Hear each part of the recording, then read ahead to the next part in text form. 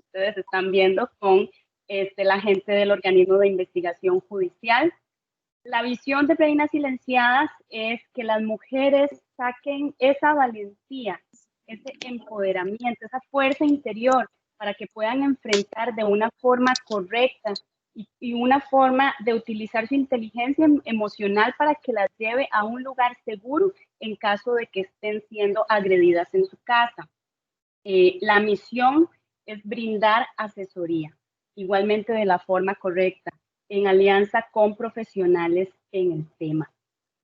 Nada más dos cositas antes de darle la palabra a María Teresa, que ella es mi socia.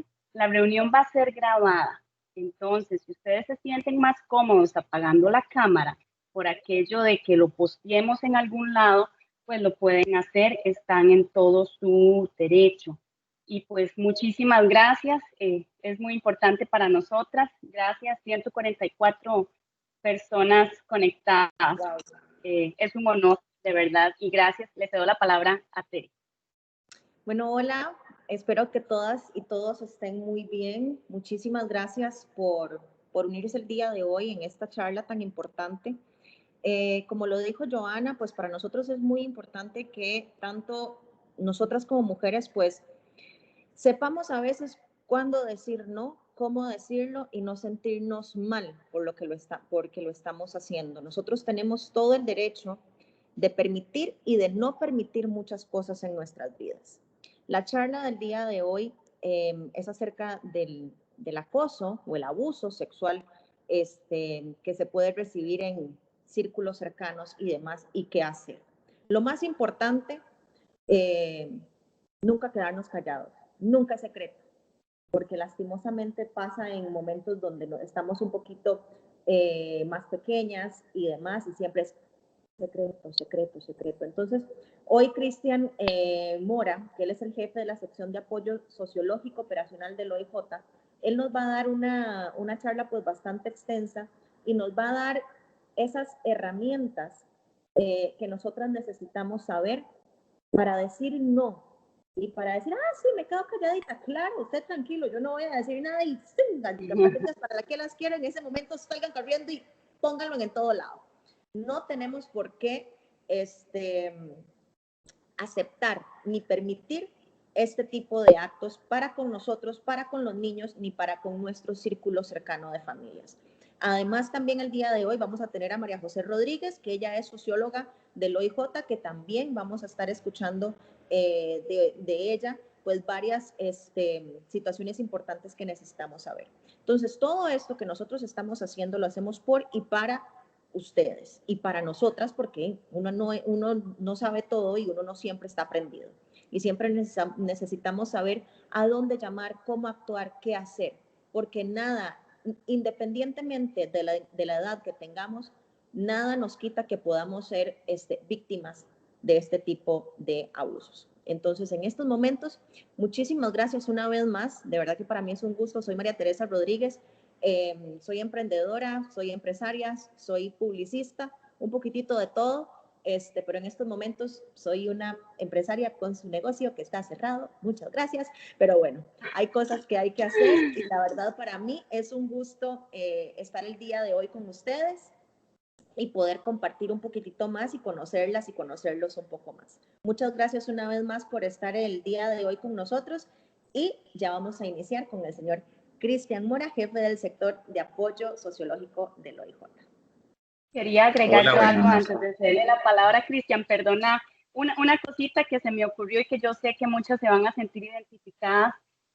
A veces nos ponemos a hablar un grupo de mujeres y resulta que de 10 mujeres que estamos hablando, 8 a 8 nos ha pasado algo de índole sexual en nuestra propia casa, ya sea por un cuñado, por un tío, por un hermano, por un amigo de la familia.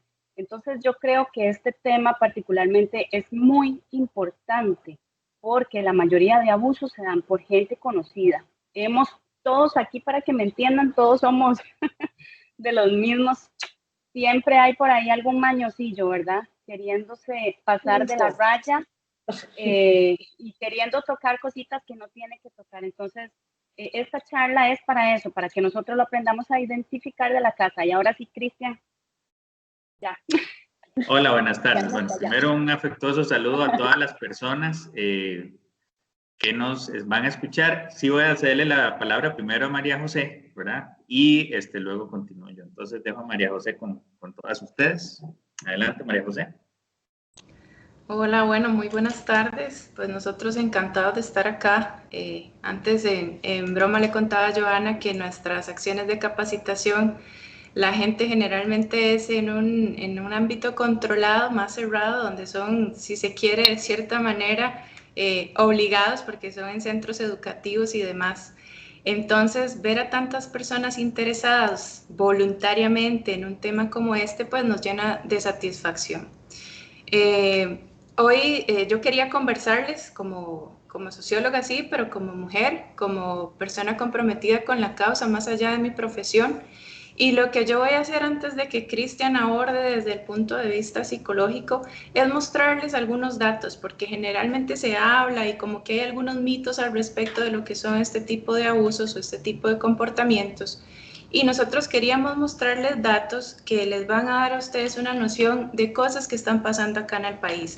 No son datos de Estados Unidos o de Europa que generalmente tendemos a mostrar esa estadística, son datos reales, son datos de nuestra sociedad costarricense. Y yo quiero mostrarles unos mitos para que ustedes también sean personas que multipliquen ese mensaje, ¿verdad?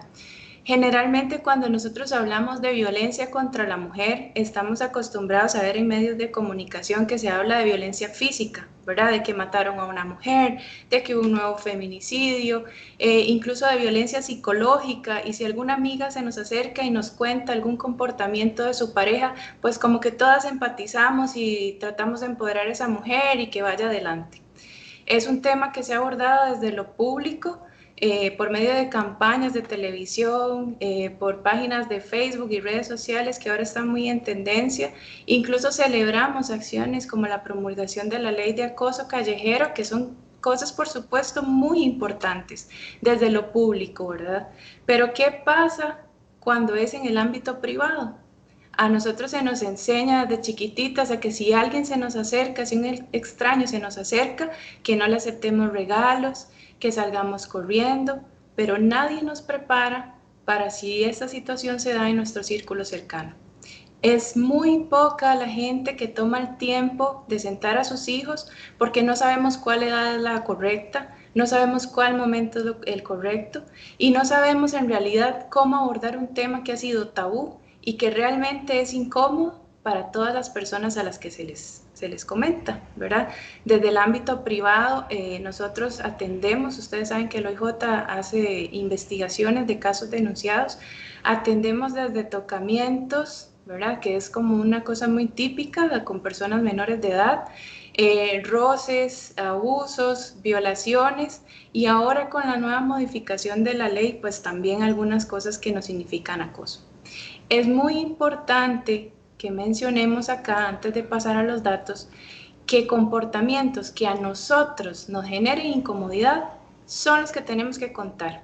Pasa muchas veces que los ofensores dicen, es que yo no lo hice con esa intención, me malinterpretó. No, nosotros tenemos el derecho, como decía Joana, de si me siento incómoda, de tener ese comportamiento. No tenemos que aceptar nada que nos haga sentir incómodo. ¿Y por qué si lo hacemos en la universidad, si un profesor me incomoda, sí lo denunciamos? ¿Por qué si en el trabajo alguien me dice una cosa incómoda, sí lo denunciamos? Pero si es mi padrastro, mi tío, mi primo, me cuesta más. Bueno, son algunos factores, componentes sociales, incluso una carga emocional histórica que hemos arrastrado. ¿Por qué? Porque la familia es lo primero, nos dicen. Y no estoy tratando de que rompamos la familia o que rompamos esos lazos. Yo soy pro familia, pero sí tenemos que ser realistas y con los datos que yo les voy a mostrar, pues van a entender la gravedad del asunto. Nosotros hemos visto en las películas, ¿verdad? Que generalmente ponen una chica que va caminando y en un lugar oscuro, un callejón oscuro, la detiene un sujeto y la arrincona para tocarla, para abusarla, para violarla. Eso es únicamente el 20%. El 80% de las personas que sufren algún tipo de abuso o algún comportamiento sexual no deseado, en Costa Rica son el 80%. ¿Qué significa el 80% en palabras más llanas? Es que de 5 personas, 4 de ellas, así como lo dice Tere, 4 de ellas son víctimas de una persona cercana a su círculo. 4 de 5 es muchísimo, ¿verdad? Es muchísima gente, y les estoy hablando que estos son datos que nosotros tenemos de casos ya juzgados, o sea, de situaciones que ya se han comprobado con evidencia científica y demás, donde nos dan esos datos. No es una aproximación, son datos reales. Ese asunto del poder caminar libre, que se ha promulgado mucho ahora en redes por la ley del acoso, es algo que nosotros tenemos derecho. Todas las personas tenemos derecho a caminar con libertad, tranquilas y a cualquier hora del día. Pero son de los menos, entre comillas, que tenemos que cuidarnos. Tenemos que cuidarnos de lo que está pasando de las puertas hacia adentro. Entonces, el primer mito que quiero que ustedes tengan muy claro hoy es que 4 de cada 5 acontecimientos de índole sexual ocurren en nuestro círculo cercano. ¿A qué me refiero con círculo cercano? Papás, padrastros, tíos, cuñados, como decía Joana ahora, y toda esa lista de gente que tienen acceso a ese círculo donde estamos las personas.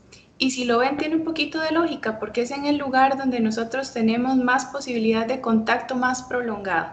Y en épocas de pandemia como esta es un asunto de poner atención, porque las circunstancias nos han llevado a estar encerrados también con personas que pueden estar aprovechando esas circunstancias para transgredir y llevar a ese comportamiento. Ok, otro de los mitos que quiero derrumbarles hoy es con respecto a la nacionalidad de los agresores.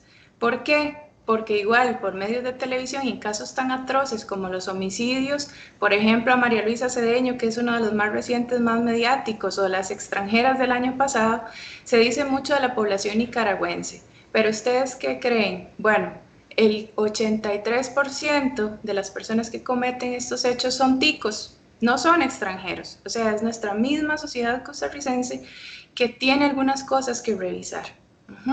Y de esos, pues sí, mayoritariamente son hombres, aunque otro caso de los mitos que quisiera que hoy se quiten también es que las mujeres también cometen ese tipo de abusos. ¿Okay? Una porción muy, muy pequeña de las personas que transgreden son mujeres. La mayoría son hombres, eso es cierto, pero también hay una parte de las mujeres. O sea, tenemos que prestar atención y encender alarmas de esas personas que también podrían estar en contacto con nuestras personas cercanas, que son mujeres.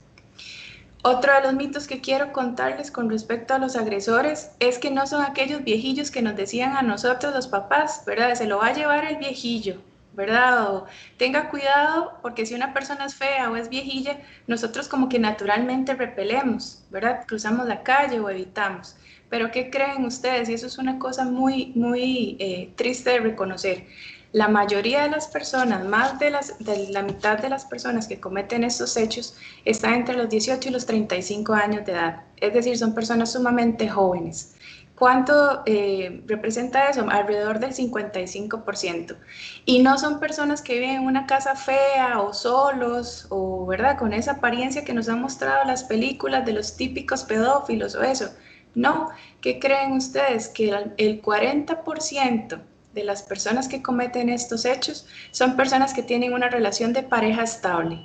¿A qué me refiero con eso? Son casados o viven en unión libre, pero tienen familia, por decirlo de alguna forma, o al menos una relación, ¿verdad? Entonces, si hablamos de motivación, que tal vez es otro tema que luego se podría abordar, no tiene que ver con una, entre comillas, necesidad sexual. ¿Por qué? Porque si fuera un asunto de satisfacer una necesidad sexual sana, como la mayoría lo entendemos, pues tendríamos relaciones sexuales con mi pareja. Les estoy diciendo que el 40% tienen. Aún así, transgreden al acto. Y por último, con el tema de los agresores, para pasar un poquito a las víctimas y darle ya chance a Cristian. Otra de las cosas, y por eso es tan importante que nosotros estemos informados, es que los medios que utilizan las personas para someter a las víctimas en estos casos particulares de agresores conocidos no es el arma de fuego, ni es el arma blanca, incluso no es la atadura ni una mordaza. ¿Qué creen ustedes que es? Desgraciadamente son las amenazas, la intimidación, y eso es el 75% de las agresiones que ocurren son bajo esta modalidad. Y tiene mucho sentido si nos ponemos a analizar esa relación que tenemos con nuestras personas cercanas, porque si les estoy diciendo que es un papá o un padrastro, es una figura de autoridad. Generalmente las personas, ahora les voy a dar el rango de edad, pero son personas menores de edad, y entonces con una intimidación que puede ser, si usted cuenta algo, no le van a creer, o le voy a hacer algo a su mamá, o les dejo de dar plata en la casa. Todas estas son amenazas y formas de intimidación que pueden mucho más que una agresión física. Porque además la agresión física sería muy visible, ¿verdad? Si a mí me hacen una herida con un cuchillo o una pistola, pues obviamente la gente se va a dar cuenta. Entonces ese secretismo que decía Joana o Teresa, ahorita no me acuerdo cuál, es de las cosas que más utilizan los agresores. Les estoy hablando de un 75%, eso es mucha gente. Y el otro 10%, la superioridad física, ¿verdad? Un hombre es más fuerte generalmente que una mujer. Entonces ese 10% también usa la superioridad física. Eso a grandes rasgos, podríamos hablar muchísimos más, pero son de las cosas que más me interesa que sepan ustedes de los agresores. Si hablamos de las víctimas, bueno, otro de los datos que quería mostrarles es que la mayoría sí son mujeres, ¿verdad? Y bueno, Cristian nos hablaba en la charla anterior de algunas cuestiones de masculinidad que se les ha prohibido a los hombres. Entre esas está la denuncia del abuso sexual. ¿Por qué? Porque es una cosa que a los hombres supuestamente no les pasa. Pero ¿qué creen? Que en Costa Rica el 20% de las víctimas, como dice Joana ahí en la mano, son hombres, son varones. Entonces no podemos perder de vista nuestra población masculina, que está también siendo víctima. Ojo, se me olvidó decirles al inicio, de los delitos que menos se denuncia, de los delitos que más cifra oculta tienen, son los delitos sexuales, porque implican vergüenza para la víctima. Antes, en el tiempo de las abuelas, en el tiempo de las, digamos, más atrás, era como una deshonra para la mujer no llegar virgen al matrimonio. Entonces también eso se quedaba calladito. ¿Por qué? Porque si ya me deshonraron a mi hija, me deshonraron a mi pariente, entonces mejor que la gente no sepa, ¿verdad? Ok. Con respecto a los mitos más frecuentes cuando uno analiza las narraciones de los hechos, bueno, es una de las cosas que manifiestan después es que la víctima provocó al ofensor. Eso es típico. Es una de las justificaciones que utilizan los agresores para decir que las mujeres lo provocamos o las víctimas los provocamos. ¿De qué forma? Cómo se vistió, cómo jugaba con las muñecas, que fue de manera muy sugestiva, porque se le sentó en los regazos, y todas esas son justificaciones que los agresores utilizan que definitivamente no podemos permitir. Nunca es culpa de la víctima, nunca. ¿Por qué? Y eso es otra de las cosas que les quiero decir acá, como asumiendo la responsabilidad de la policía o el cuerpo policial que represento. Puede ser que estas afirmaciones de los agresores, y como estamos hablando de un círculo cercano, generalmente la víctima le cuenta, digamos que a la mamá, estoy poniendo un ejemplo, y la mamá duda. ¿Por qué? Porque le está diciendo del papá o del hermano, que es el tío de la víctima, ¿verdad? Entonces genera duda en la persona que para mí era de confianza cuando conté. Y entonces la víctima empieza a dudar, ¿será que yo malinterpreté? ¿Será que de verdad no quería hacer eso y yo lo vi mal? Bueno, y cuando vamos a narrar la historia en el 911 o al poner una denuncia en OIJ, muchas veces no se tiene el tacto adecuado para recibir la denuncia. Y esto puede hacer que las víctimas empiecen a generar duda o incluso una decisión más bien como de retirarse y no seguir en el proceso. ¿Por qué? Porque se le está cuestionando ¿verdad? Se le está cuestionando su versión. Entonces, imagínense si les estoy diciendo que la mayoría son personas menores de edad, ¿cómo pueden sentirse en estos procesos, ¿verdad?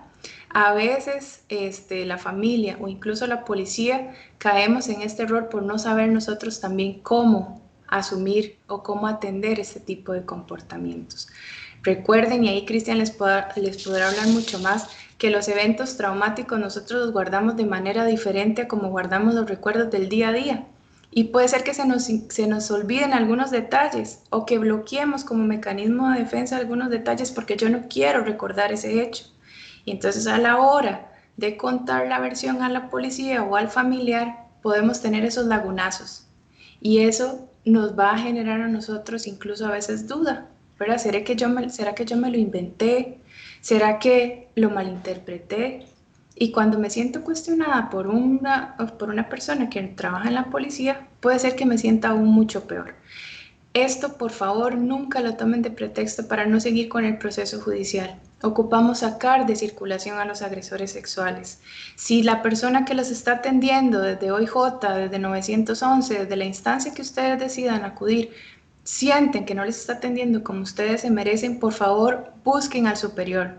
Busquen a la persona que está sobre esa persona que está recibiendo la denuncia porque ocupamos que los procesos se continúen, que no los dejemos botados porque nuestra tarea y la de ustedes es sacar de circulación estos asuntos, a estos sujetos, perdón. Como datos generales para ir cerrando, desgraciadamente la mayoría de nuestras víctimas son personas entre los 12 y los 14 años, ¿verdad? Tenemos de mucho rango, pero ustedes saben lo vulnerables que somos todos a esas edades. Estamos buscando identidad, estamos buscando pertenencia, estamos formando nuestro carácter. Y si tenemos un evento traumático como una agresión sexual, nos podemos ver en dificultades a futuro. No es para menos que estemos en una sociedad tan violenta, de relaciones tan disfuncionales, de pareja tan disfuncionales. ¿Por qué? Porque venimos arrastrando todo esto que les estoy comentando. Para cerrar, como parte de los datos que nos aportaba la Fiscalía Penal Juvenil, que también es algo que tenemos que recordar, atiende los hechos que son cometidos por personas menores de edad, el 62% de los hechos que recibe son relacionados con temas sexuales, con delitos sexuales. O sea, más de la mitad de las cosas que hacen los adolescentes, porque recuerden que la edad que se atiende delitos de 12 a 17 años, digamos a 18 no cumplidos, esas son las edades que atiende la Fiscalía Penal Juvenil. Y el 62% son con temas relacionados a delitos sexuales. Ahí es cierto que entran nuevas formas de delinquir, como por ejemplo la difusión de pornografía infantil, ¿verdad? ¿Por qué? Porque se hacen novios, ¿verdad? A veces entre ellos, personas de 15, 16 años y se comparten desnudos. Y cuando terminan la relación se queman, dicen los chiquillos, o sea, mandan las fotos de los otros. Bueno, eso también es algo que hay que saber, hay que contarle a nuestros adolescentes. Eso es delito en Costa Rica. Pueden tomarlo como un comportamiento, como un juego, como un desquite, pero es delito. Y las personas entre 12 y 18 años también pueden ir a la cárcel y eso es un tortón. Entonces, con este panorama que yo quería presentarles, le doy la palabra a Cristian para que nos siga comentando sobre el tema. Muchas gracias. Muchas gracias, María José. Muy valiosos los datos y sí, definitivamente derriban mitos, ¿verdad? Y algo importante de derribar mitos es, bueno, si se me cae una idea preconcebida que tengo sobre algo, ¿qué es lo que tengo que construir nuevo? ¿Verdad? Que sea más constructivo. Y de eso vamos a tratar de hablar un poquito. Bueno, igual le damos la bienvenida. Ya ahorita tenemos 189 personas en línea, entonces muy agradecido con todas las personas que nos escuchan. Sí les recordamos en términos generales que les agradecemos si pueden silenciar los micrófonos por aquello de que pase un perrito cerca o que pase el camión que vende los huevos o las verduras, etcétera, ¿verdad? Para no distorsionarnos mucho y bueno, si vamos a tener espacio para preguntas al final, hay un mecanismo que es levantando la manita. Algunas personas pueden tener una barra en el centro de la pantalla y van a ver la figura de una manita, ¿verdad? Y otros lo tenemos en la parte superior derecha. Entonces simplemente presionan ahí, eso se pone en amarillo y nosotros vamos a estar al tanto de las inquietudes. Y yo también voy a utilizar, ustedes van a ver en esa barrita que les menciono, a la par de la manita, hay como un cuadrito, como de un diálogo. Yo por ahí les voy a estar copiando y pasando información de lo que voy a ir hablando para que ustedes también lo puedan consultar, lo puedan leer con calma y podamos hacer una dirección más fácil de lo que hablemos. Bueno, primero, es esencial tener en cuenta algo. Esto es un tema serio. Es un problema no solo de Costa Rica, es un problema mundial, pero también hay temas culturales y sociales que lo pueden hacer muy grave. Y una de las situaciones que tenemos que tener en cuenta es que al ser un tema tan serio y al generar un daño tan grande a las personas, nosotros tenemos mecanismos para prevenirlos e incluso obligaciones, ¿verdad? ¿Y cuál es uno de esos mecanismos? La denuncia, ¿verdad? Dependiendo el grado de conocimiento que tengamos de un caso, es nuestra obligación denunciar. Por ejemplo, si uno es servidor público, si uno trabaja en una escuela, un colegio, y yo tengo un conocimiento y una duda razonable de que un niño está siendo abusado, o una niña, yo estoy obligado por ley a hacer una denuncia. Sobre todo cuando es un niño o una niña, ¿verdad? Y también, ¿qué es importante? Bueno, no es, en el caso de los niños y niñas, necesario que obviamente el niño o la niña esté de acuerdo para denunciar. Nosotros lo tenemos que hacer y en el Poder Judicial hay dos instancias para hacerlo. La Fiscalía o Ministerio Público, cuando uno conoce quién es la persona que está generando esa conducta abusiva contra el niño o la niña, o el OIJ, cuando no sabe, o sea, cuando no tenemos datos de la persona agresora, pero se está generando una agresión. Y para eso nosotros tenemos una línea confidencial 808.645. ¿Qué pasa con los adultos? Bueno, cuando yo conozca una situación de abuso contra una persona adulta, también uno puede formular la denuncia, ¿verdad? O dar el aviso a las autoridades. ¿Qué es lo que va a pasar luego? Que necesitamos que esa persona adulta ratifique la denuncia y le dé seguimiento al proceso, porque al tener mayoría de edad, ¿verdad? Esa persona podría decir que no quiere seguir con el proceso, pero bueno, ahí también uno dice, es responsabilidad ciudadana decir, yo denuncié, o sea, no me quedé con eso, ¿verdad? Porque a veces muchas personas lo que ocupan es como ese empujoncito, ese darle la mano, y muchos siguen con el proceso, ¿verdad? ¿Por qué es importante esto de la denuncia? Bueno, porque a veces muchas personas, de manera involuntaria o por temor, nos paraliza el miedo, decimos, mira, pero es que, y acudimos también a mitos y a cuestiones muy groseras, ¿verdad? Por ejemplo, si uno ve abuso en una pareja adulta, uno dice, no, esas cosas se arreglan debajo de las cobijas, ¿verdad? Y eso es un terrible mito para mantener y perpetuar la violencia. De repente aquí tenemos que cuestionarnos como ciudadanos si mi silencio está siendo parte de la agresión con el otro, ¿verdad? Y eso es muy importante que lo tengamos claro, sobre todo cuando son menores de edad. En la exposición que les voy a hacer hoy, vamos a empezar, digamos, hablando de las personitas más vulnerables, que son los menores de edad, pero ustedes van a ver que no son extraños ciertos mecanismos en personas adultas, mayores de edad, ¿verdad? Sobre todo porque hay muchos patrones culturales y muchas cosas que hemos aprendido y que, bueno, es un buen momento para reformularlas, ¿verdad? Ahora, María José hablaba un poquito del tema de la educación, ¿verdad? Y de que, bueno, nosotros tienen que educarnos de que no nos toquen en ciertas partes de nuestro cuerpo, etcétera, ¿verdad? Pero también hay otros patrones que hay que cuestionar aún más. Por ejemplo, cuando yo me criaba, recuerdo que a veces andaba uno con la mamá y se topaba una adulta conocida de ella, ¿verdad? Tal vez amiga de muchos años y todo, pero uno en la vida la había visto de niño, ¿verdad?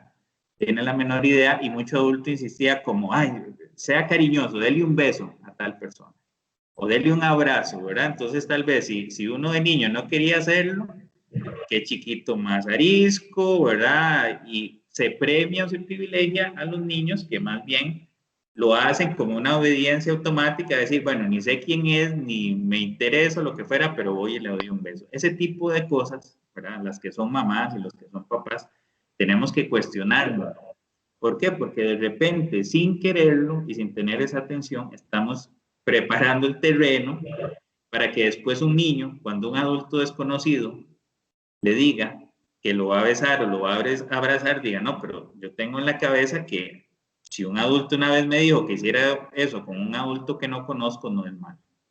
Y aquí luego vamos a entrar un poco como a como a la letra más fina de la manipulación que pueden usar los ofensores sexuales, de que eso lo usan precisamente los ofensores, ¿verdad? Vea, sea obediente, sea un buen niño, ¿verdad?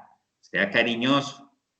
Y eso lo está generando una forma de manipulación en un contexto que es más bien para abusar. Entonces, todas estas cosas tenemos que tener la mente abierta para abrir, para pensarlo, ¿verdad? Y sobre todo para poderlo transmitir de forma clara.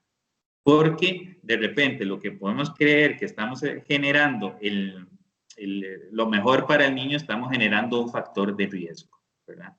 Y vamos a hablar rápidamente, sin ser exhaustivos, pero sí como para que tengamos un panorama general de 4 niveles en que se expresa la violencia, esta de tipo sexual, que es a nivel individual, a nivel relacional, comunitario y social, ¿verdad?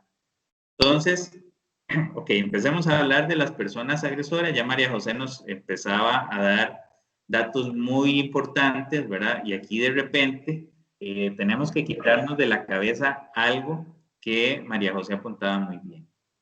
Las personas ofensoras no son aquellas personas que a veces nos ha pintado Hollywood, ¿verdad? O nos han pintado algunas películas siniestras, solas, misteriosas, ¿verdad? O con ciertos rasgos físicos feos o grotescos. No. Podrán haber excepciones de ese tipo, pero la gran mayoría son personas como ustedes y yo, integradas a la sociedad, integradas en familia y sobre todo con acceso a personas menores de edad, sobre todo. ¿Por qué vamos a hablar primero de las menores de edad? Porque son las más vulnerables y bueno, muchas personas lamentablemente empiezan a tener un patrón de vulnerabilidad desde la niñez que luego lo que hace es repetirse en la adolescencia y cuando son mayores con otras personas. Porque no logran establecer una relación donde haya, digamos, simetría u horizontalidad, sino que son relaciones muy dispares, ¿verdad? En la violación y en el abuso sexual, lo que decía María José, lo esencial no es la gratificación sexual, sino esta relación de poder. Y si a mí me enseñan a estar sumiso en esa relación de poder desde niño, posiblemente yo lo que haré es repetir patrones, porque lo puedo ver desde lo normal, viendo norma como algo cotidiano, ¿verdad? Hasta lo que tiene que pasarme, ¿verdad? Tiene que ocurrirme. O yo he tenido esos patrones, me lo enseñaron los adultos desde niño y es lo que tiene que ocurrir. Y les voy a compartir también un texto, bueno, para que lo puedan ver en el chat. ¿Qué es importante aquí? Bueno, ¿cuáles son las motivaciones? Pueden haber muchas, mayoritariamente es este ejercicio de poder que les decimos, ¿verdad? Sobre todo aprovecharse del rol y de la posición de adulto con esa persona. Pueden haber, son los menos, casos de trastornos sexuales como parafilias, ¿verdad? Otros autores mencionan de repetición transgeneracional, es decir, personas que han estado sometidas a ese patrón de relación, lo siguen repitiendo, ¿verdad? Y desde el tema de quiénes son mayoritariamente quienes ejercen este tipo de violencia, estadísticamente somos los hombres, ¿verdad? Y volvemos a un tema que hablamos en la sesión pasada, tiene que ver con un tema mucho relacionado también al machismo, ¿verdad?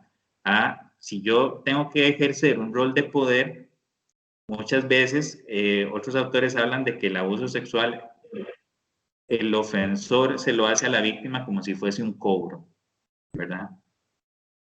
Usted tiene que respetarme, ¿verdad? Si hay un tema de dependencia económica, se marca aún más, por eso a veces es tan difícil romper en silencio. Y veamos que también incluso en un contexto muy diferente, como mencionaba María José ahora, que en contextos laborales, porque uno denuncia o en contextos universitarios, bueno, una vez hicieron una investigación unos psicólogos y muchos de los casos de hostigamiento sexual, ¿verdad? Muchos hombres lo veían como usted mujer está invadiendo mi espacio de hombre, entonces es un tipo de peaje que tiene que pagar, más en los trabajos que son más masculinos, ¿verdad? Y ustedes, todo lo torcido que puedan imaginarse de estas ideas, se las dará como justificación a un ofensor sexual. Con un niño y una mujer, bueno, yo soy el que los mantengo, ¿verdad? Pensamientos distorsionados de ese tipo. O yo soy el jefe de casa, la cabeza del hogar, entonces aquí se hace lo que yo digo, ¿verdad? Otros incluso se victimizan, ¿verdad? Y usan argumentos para justificar conductas que son injustificables, ¿verdad? Por ejemplo, bueno, es que eso a mí me lo hicieron, entonces es para que, no sé, una niña o algo aprenda o sepa qué es lo que viene, ¿verdad? Y vean, aunque puede sonar como extraño y torcidos esos pensamientos, esas cosas que se llaman distorsiones cognitivas, se dicen y se alimentan en estos círculos, ¿verdad? Por ejemplo, hay adultos que malinterpretan cosas y las utilizan como justificación, muy entre comillas, para un abuso sexual. Por ejemplo, que un niño esté jugando, ¿verdad? O una niña, y diga cosas como, vea, es que me vino a provocar porque vino con ese short o vino con esa ropa, ¿verdad? O si hay un juego de desvestir una muñequita o algo, ¿verdad? Una persona con este nivel de pensamiento puede llegar a decir, vea, pero es que ese juego es provocando. Y aquí nos vamos enlazando con otra serie de mitos que hay muy arraigados, que tenemos que ir no solo cuestionando, sino desarraigando, ¿verdad? Como que los impulsos del hombre son irrefrenables, ¿verdad? Y otros dichos ahí populares, no sé, hay alguno de que, bueno, a sus gallinas métalas en el gallinero porque se soltó el gallo, ¿verdad? O esta cuestión de que el hombre no se puede detener. Y bien lo decía María José ahora, con personas que tienen un perfil, que tienen parejas, o pueden acceder a conductas sexuales con iguales, ¿por qué lo desvían a personas menores o vulnerables, verdad? Volvemos al tema, a ejercer esta situación de poder, a ejercer esta situación de que no se conozca, de que no se me cuestione, y por qué es digamos, es tan caldo de cultivo, lamentablemente, las personas menores de edad, los niños y las niñas. Bueno, porque esa cifra que da María José es de personas que están condenadas, son de procesos que se judicializaron y llegaron a un final. Lamentablemente, esa es la punta del iceberg. Son muchísimos más los casos que ni siquiera se denuncian y tampoco llegarán a veces a una sentencia, ¿verdad? En comparación a los que sí llegan. Y uno lamentablemente, ustedes como mujeres, pues no me dejarán mentir, ¿verdad? A veces de forma inesperada, muchas personas cercanas a ustedes, especialmente mujeres, salen contando historias de abuso, ¿verdad? Que a veces en un silencio absoluto no se lo dijeron ni a familiares por todos estos mecanismos que se vinculan y que estas personas utilizan muy bien, lamentablemente, manipulando a los niños. Vean, si usted, vamos a guardar un secreto, ese es el primer ingrediente nefasto del abuso, ¿verdad? Porque el secreto es una conducta que los niños ustedes han visto que usan incluso hasta de juego, ¿verdad?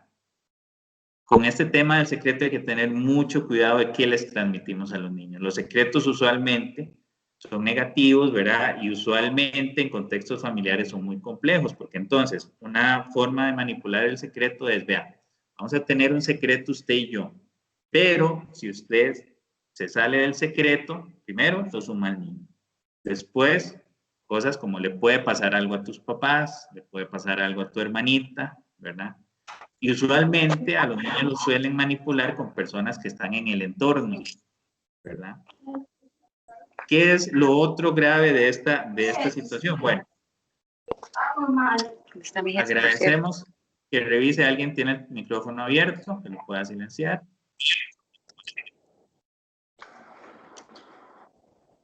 Estamos, ok. Además del secreto y de cómo se instaura en esta relación de manipulación, el otro gran daño que se le genera a los menores es el tema de la traición, ¿verdad? Bien apuntada María José ahora, la cercanía y sobre todo el acceso a los niños y a las niñas genera esta posibilidad de que se desarrolle un vínculo de confianza e imaginen la traición, ¿verdad? Que siente una persona de que quien me tenía que cuidar, máxime si es en caso de familiares, ¿verdad? O personas afectivas cercanas, me mete en esta situación de un secreto donde también además me culpabilizan, ¿verdad? Porque el ofensor o la persona ofensora suele transmitirle a quien es abusado esto. Mira, si algo malo pasa con tu familia, si se desintegra, si nos pasa algo malo, va a ser culpa. Entonces, ojo el mecanismo psicológico que utilizan de que son víctimas, pero además serían los culpables si pasa algo malo dentro de esta cabeza torcida de las personas abusadoras, ¿verdad? Y después hay un daño psicológico continuo de el peso de guardar ese secreto, el peso continuo, ¿verdad? De sentir esa traición. Y obviamente el peso continuo del dolor de algo que me cuesta mucho expresar, que puedo generar un daño mayor, ¿verdad? Puede pensar un niño o una niña si lo comento, ¿verdad? Y después también las mismas víctimas se pueden sentir sucias, se pueden sentir con otros sentimientos, ¿verdad? Muy ambivalentes, porque imagínense en el caso de que sea un padrastro, ¿verdad? O una persona afectiva cercana con la que anterior de esta situación se tenía un afecto real, porque era una figura de cuidado, etcétera. Entonces imagínense esa ambivalencia, todo eso en el mundo de la niñez, el daño que hace. Y por supuesto, eso sobrepasa las capacidades emocionales, ¿verdad? Que puede tener una persona de corta edad para hacerlo. Estas personas también, bueno, si son internas a la familia, con vínculo familiar, tienen esta dinámica. Si son externas a la familia, ¿qué es lo que suele encontrar uno? Personas con un encanto superficial lo suficientemente convincente para ganarse la confianza de los familiares. Y aquí sumemos factores como que puede haber una necesidad económica en la familia, entonces esta persona se acerca a ayudar, ¿verdad?, a los temas económicos de la familia. O está muy atento a situaciones del niño, la niña que va a ser víctima, ¿verdad? Entonces, si es necesario llevarlo a la escuela, se ofrece, si es necesario llevarlo a algún servicio de salud o alguna cuestión de entretenimiento, ¿verdad? Pueden aparecer regalos, pueden aparecer otras formas de cuidado ahí, ¿verdad? Y pueden aparecer posiciones sociales, ¿verdad? ¿Y a qué me refiero con esto? Que sean figuras de poder y de autoridad, llámese, y con esto, ojo, no estoy haciendo una generalización y no quiero decir que todas las personas que hagan estos oficios evidentemente sean pedófilos, ofensores sexuales, pero sí se ha encontrado mucho en entornos como el educativo, como en entornos religiosos, ¿verdad? Como en entornos deportivos. Entonces, nunca está de más que si ustedes tienen a cargo personas menores de edad, cuestionen, sean muy cuidadosas con esas personas y por supuesto si van a dar el cuidado del niño a una persona por varias horas o incluso días, que afinen mucho la mirada, porque en esos círculos puede haber. De hecho, hay muchos ofensores, sobre todo los que son más en serie, externos a la familia, que suelen vincularse a estos medios precisamente para tener acceso a los niños, ¿verdad? Varios de estos ofensores empiezan con un proceso, digámoslo, mal llamado seducción, porque la seducción no lo podría entender entre dos adultos en una relación más horizontal, pero en una relación de acercamiento, de dar regalos, de convencer o tratar de vincularse con estos niños y niñas de una forma más lúdica, o sea, por medio de juegos, de identificación con ver cosas que te gustan, etcétera, etcétera. Y poco a poco van preparando el terreno, volvemos con una cubierta enorme de secreto y de privacidad para buscar lugares y momentos precisos para iniciar las conductas de abuso, ¿verdad? Y estas conductas de abuso es muy poco usual que sean en un solo acto, en un solo momento. Van siendo en escalada, digámoslo así, en diferentes momentos y en diferentes intensidades. Entonces, un niño o una niña que fue abusada usualmente no se da en un solo encuentro, muchas veces se dan en muchos momentos. Y por ejemplo, ya una caricia que fue en la espalda, en el hombro, ya se empiezan a tocar otras partes del cuerpo y por medio de toda la manipulación, ¿verdad? Se empieza a tratar de convencer, y volvemos al secreto, a que guardemos en secreto eso que está pasando porque es un juego, otros niños lo hacen. Si vos le decís a otra persona que hacemos eso, el mal lo vas a hacer vos, porque lo vas a ver de forma morbosa, etcétera, ¿verdad? Entonces ya ahí empieza a darse una configuración de abuso. Y ustedes, si habrán escuchado abusos con personas cercanas a ustedes, esas personas les contarán que son meses e incluso años de abusos dependiendo quién fuera, ¿verdad?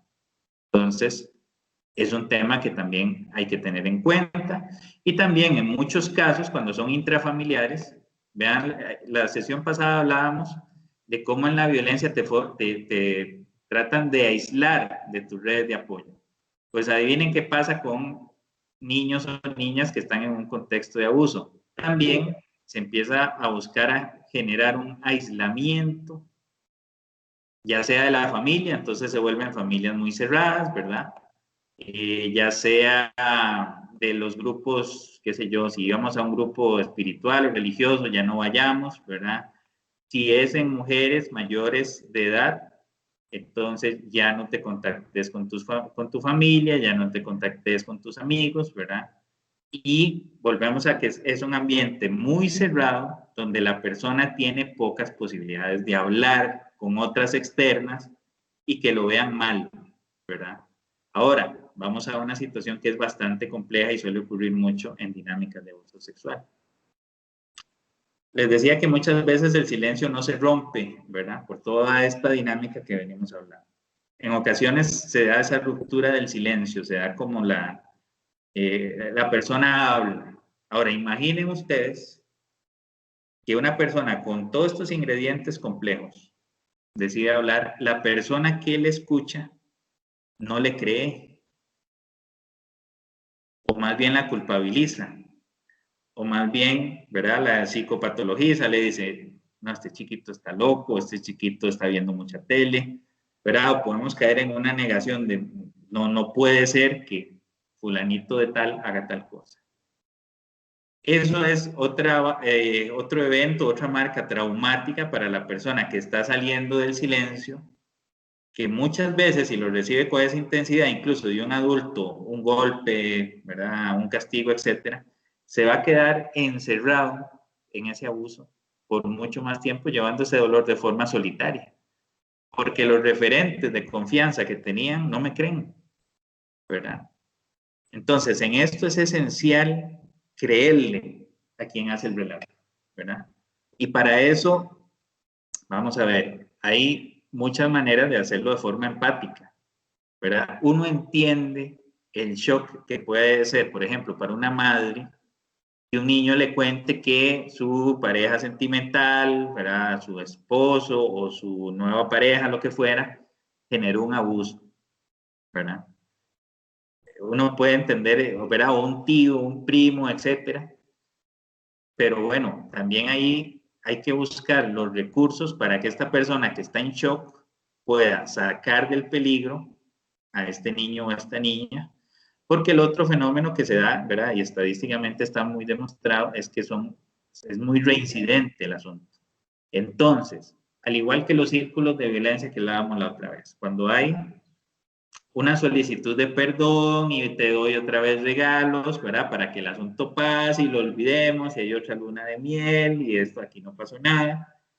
Eso va a funcionar similar en estos tipos de abuso porque entonces el adulto puede pensar, no voy a hablar con fulanito, ya se pegó una llorada, se disculpó y dijo que no iba a volver a pasar, pero todas las condiciones del hogar siguen igual, sigue estando al cuidado del menor, etc. ¿verdad? Y ahí pueden venirse todos los miedos que son lógicos, de bueno, ¿qué va a pasar con el hogar? ¿Qué va a pasar si hay temas económicos? ¿verdad? Ahí el gran tema es, bueno, hay profesionales para ayudar a esto y que sobre todo esa persona que ya fue vulnerabilizada no lo siga haciendo tan crónicamente, porque aquí lamentablemente este tipo de abusos a veces son por años, ¿verdad? Generan muchas cicatrices emocionales y además requieren mucho trabajo y una integración familiar diferente para que ese niño o esa niña vuelva a sentirse como debería ser cualquier núcleo familiar, que es un círculo protector de tu integridad, ¿verdad?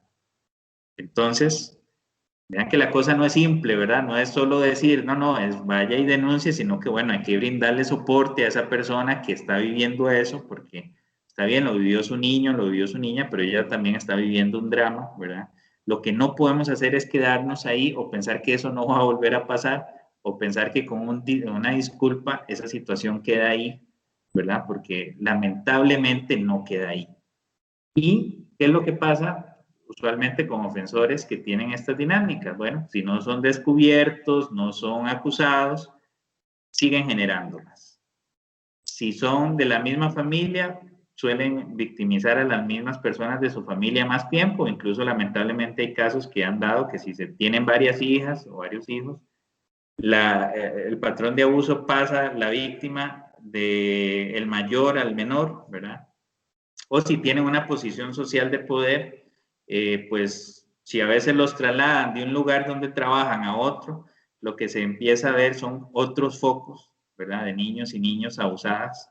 ¿Y qué es lo que pasa? Bueno, que lamentablemente estas personas se van instrumentalizando, es decir, se van haciendo como cada vez más finas, se van haciendo cada vez más grotescamente efectivas en lograr sus objetivos porque va como afinando su estrategia y va resguardándose de la posibilidad de ser procesada y usualmente eso no suele cambiar, ¿verdad?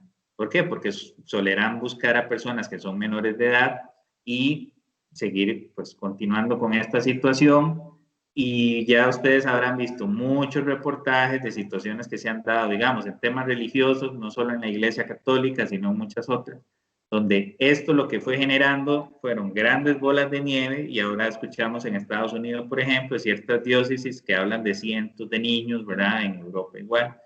Y ahí es donde uno se pregunta, bueno, ¿por qué eso no se detuvo, ¿verdad? ¿O qué había que hacer para detenerlo? Bueno, definitivamente el primer paso era denunciar, ¿verdad?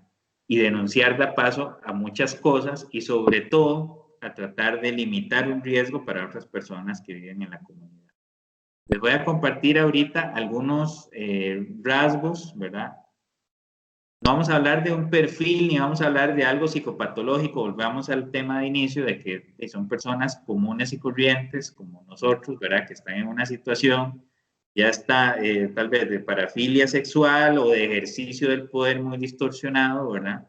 Pero sí me interesa que puedan leer las características porque de repente esa puede ser la principal alerta que podemos tener en nuestros barrios, en nuestras casas, en nuestras familias sobre este tipo de personas, ¿verdad? Por ejemplo, ejerce y manipula por medio a través del poder que le confiere un rol. Vean, todos los adultos, todas las personas adultas, tenemos por un tema social una posición de poder respecto a los niños, ¿verdad? Si somos padres o madres de familia, si somos educadores, si somos religiosos, si somos profesionales en medicina, odontología, psicología, lo que fuera. Nosotros siempre estamos en esa posición. Y el tema es que tenemos que ejercer un rol responsable, ¿verdad? Porque el niño también le enseñan a ser vulnerable ante esa posición, ¿verdad? Entonces, también son personas integradas a la sociedad, algunos muy reservados, lo que no quiere decir que se aíslen, ¿verdad? Incluso muy moralistas, algunos los que hablamos de los temas religiosos. Este tema del encanto superficial y competencias sociales para relacionarse bien con las familias, niños y niñas es importantísimo.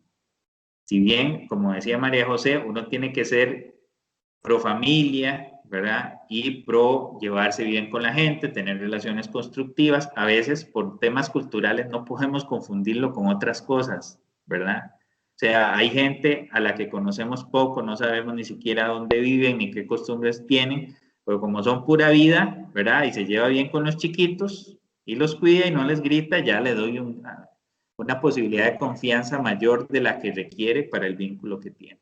Ojo, ¿verdad? Entonces esto hay que tener mucho cuidado. Muchos de ellos usan la seducción lúdica. ¿A qué se refiere esto? Bueno, que se acercan a los niños y a las niñas por medio del juego y no son amenazadores, ¿verdad? Volvemos, no es como aquel delincuente lombrosiano, aquel delincuente feo con capucha, ¿verdad? No, no, no. Es la persona con un buen corte de pelo, que de repente tiene su buen trabajo, sabe acercarse a los niños, les regala cosas y que bueno, tenemos que tener ojo y cuidado con eso, ¿verdad? ¿Existen personas violentas? Por supuesto, ¿verdad? Son los mínimos. Esa figura, por ejemplo, de el violador, de que esperan una parada de bus, ¿verdad? O acechan un carro para raptar a un niño y llevárselo. Suelen haber muy excepcionalmente, pero los hay, ¿verdad? Pero ellos usan una situación diferente, suelen usar más la fuerza física, ¿verdad? Para someter a sus víctimas, sean niños o incluso mujeres que sean más frágiles físicamente, ¿verdad? Y son más instrumentales en el aspecto de que ya tienen lugares para llevarse a sus víctimas y someterlas. Incluso, lamentablemente, en los últimos años ustedes habrán visto ejemplos de hombres que en sus casas encerraron mujeres por años, ¿verdad? Hace poco hubo un caso en Cleveland de un cubano que fueron, no me acuerdo si 18 o 20 años, que tuvo a varias mujeres ahí, incluso tuvo hijas con ellas, y un caso en Austria muy lamentablemente famoso de un padre que encerró en su sótano a varias de sus hijas y las abusó sistemáticamente muchos años. Volvemos, son casos que son lamentables, son excepción, ¿verdad? Pero el perfil de lo que estamos hablando ahora, y volvemos, son personas sumamente cercanas y que su posición de cercanía las pone en mucha vulnerabilidad con respecto a las personas que los abusan.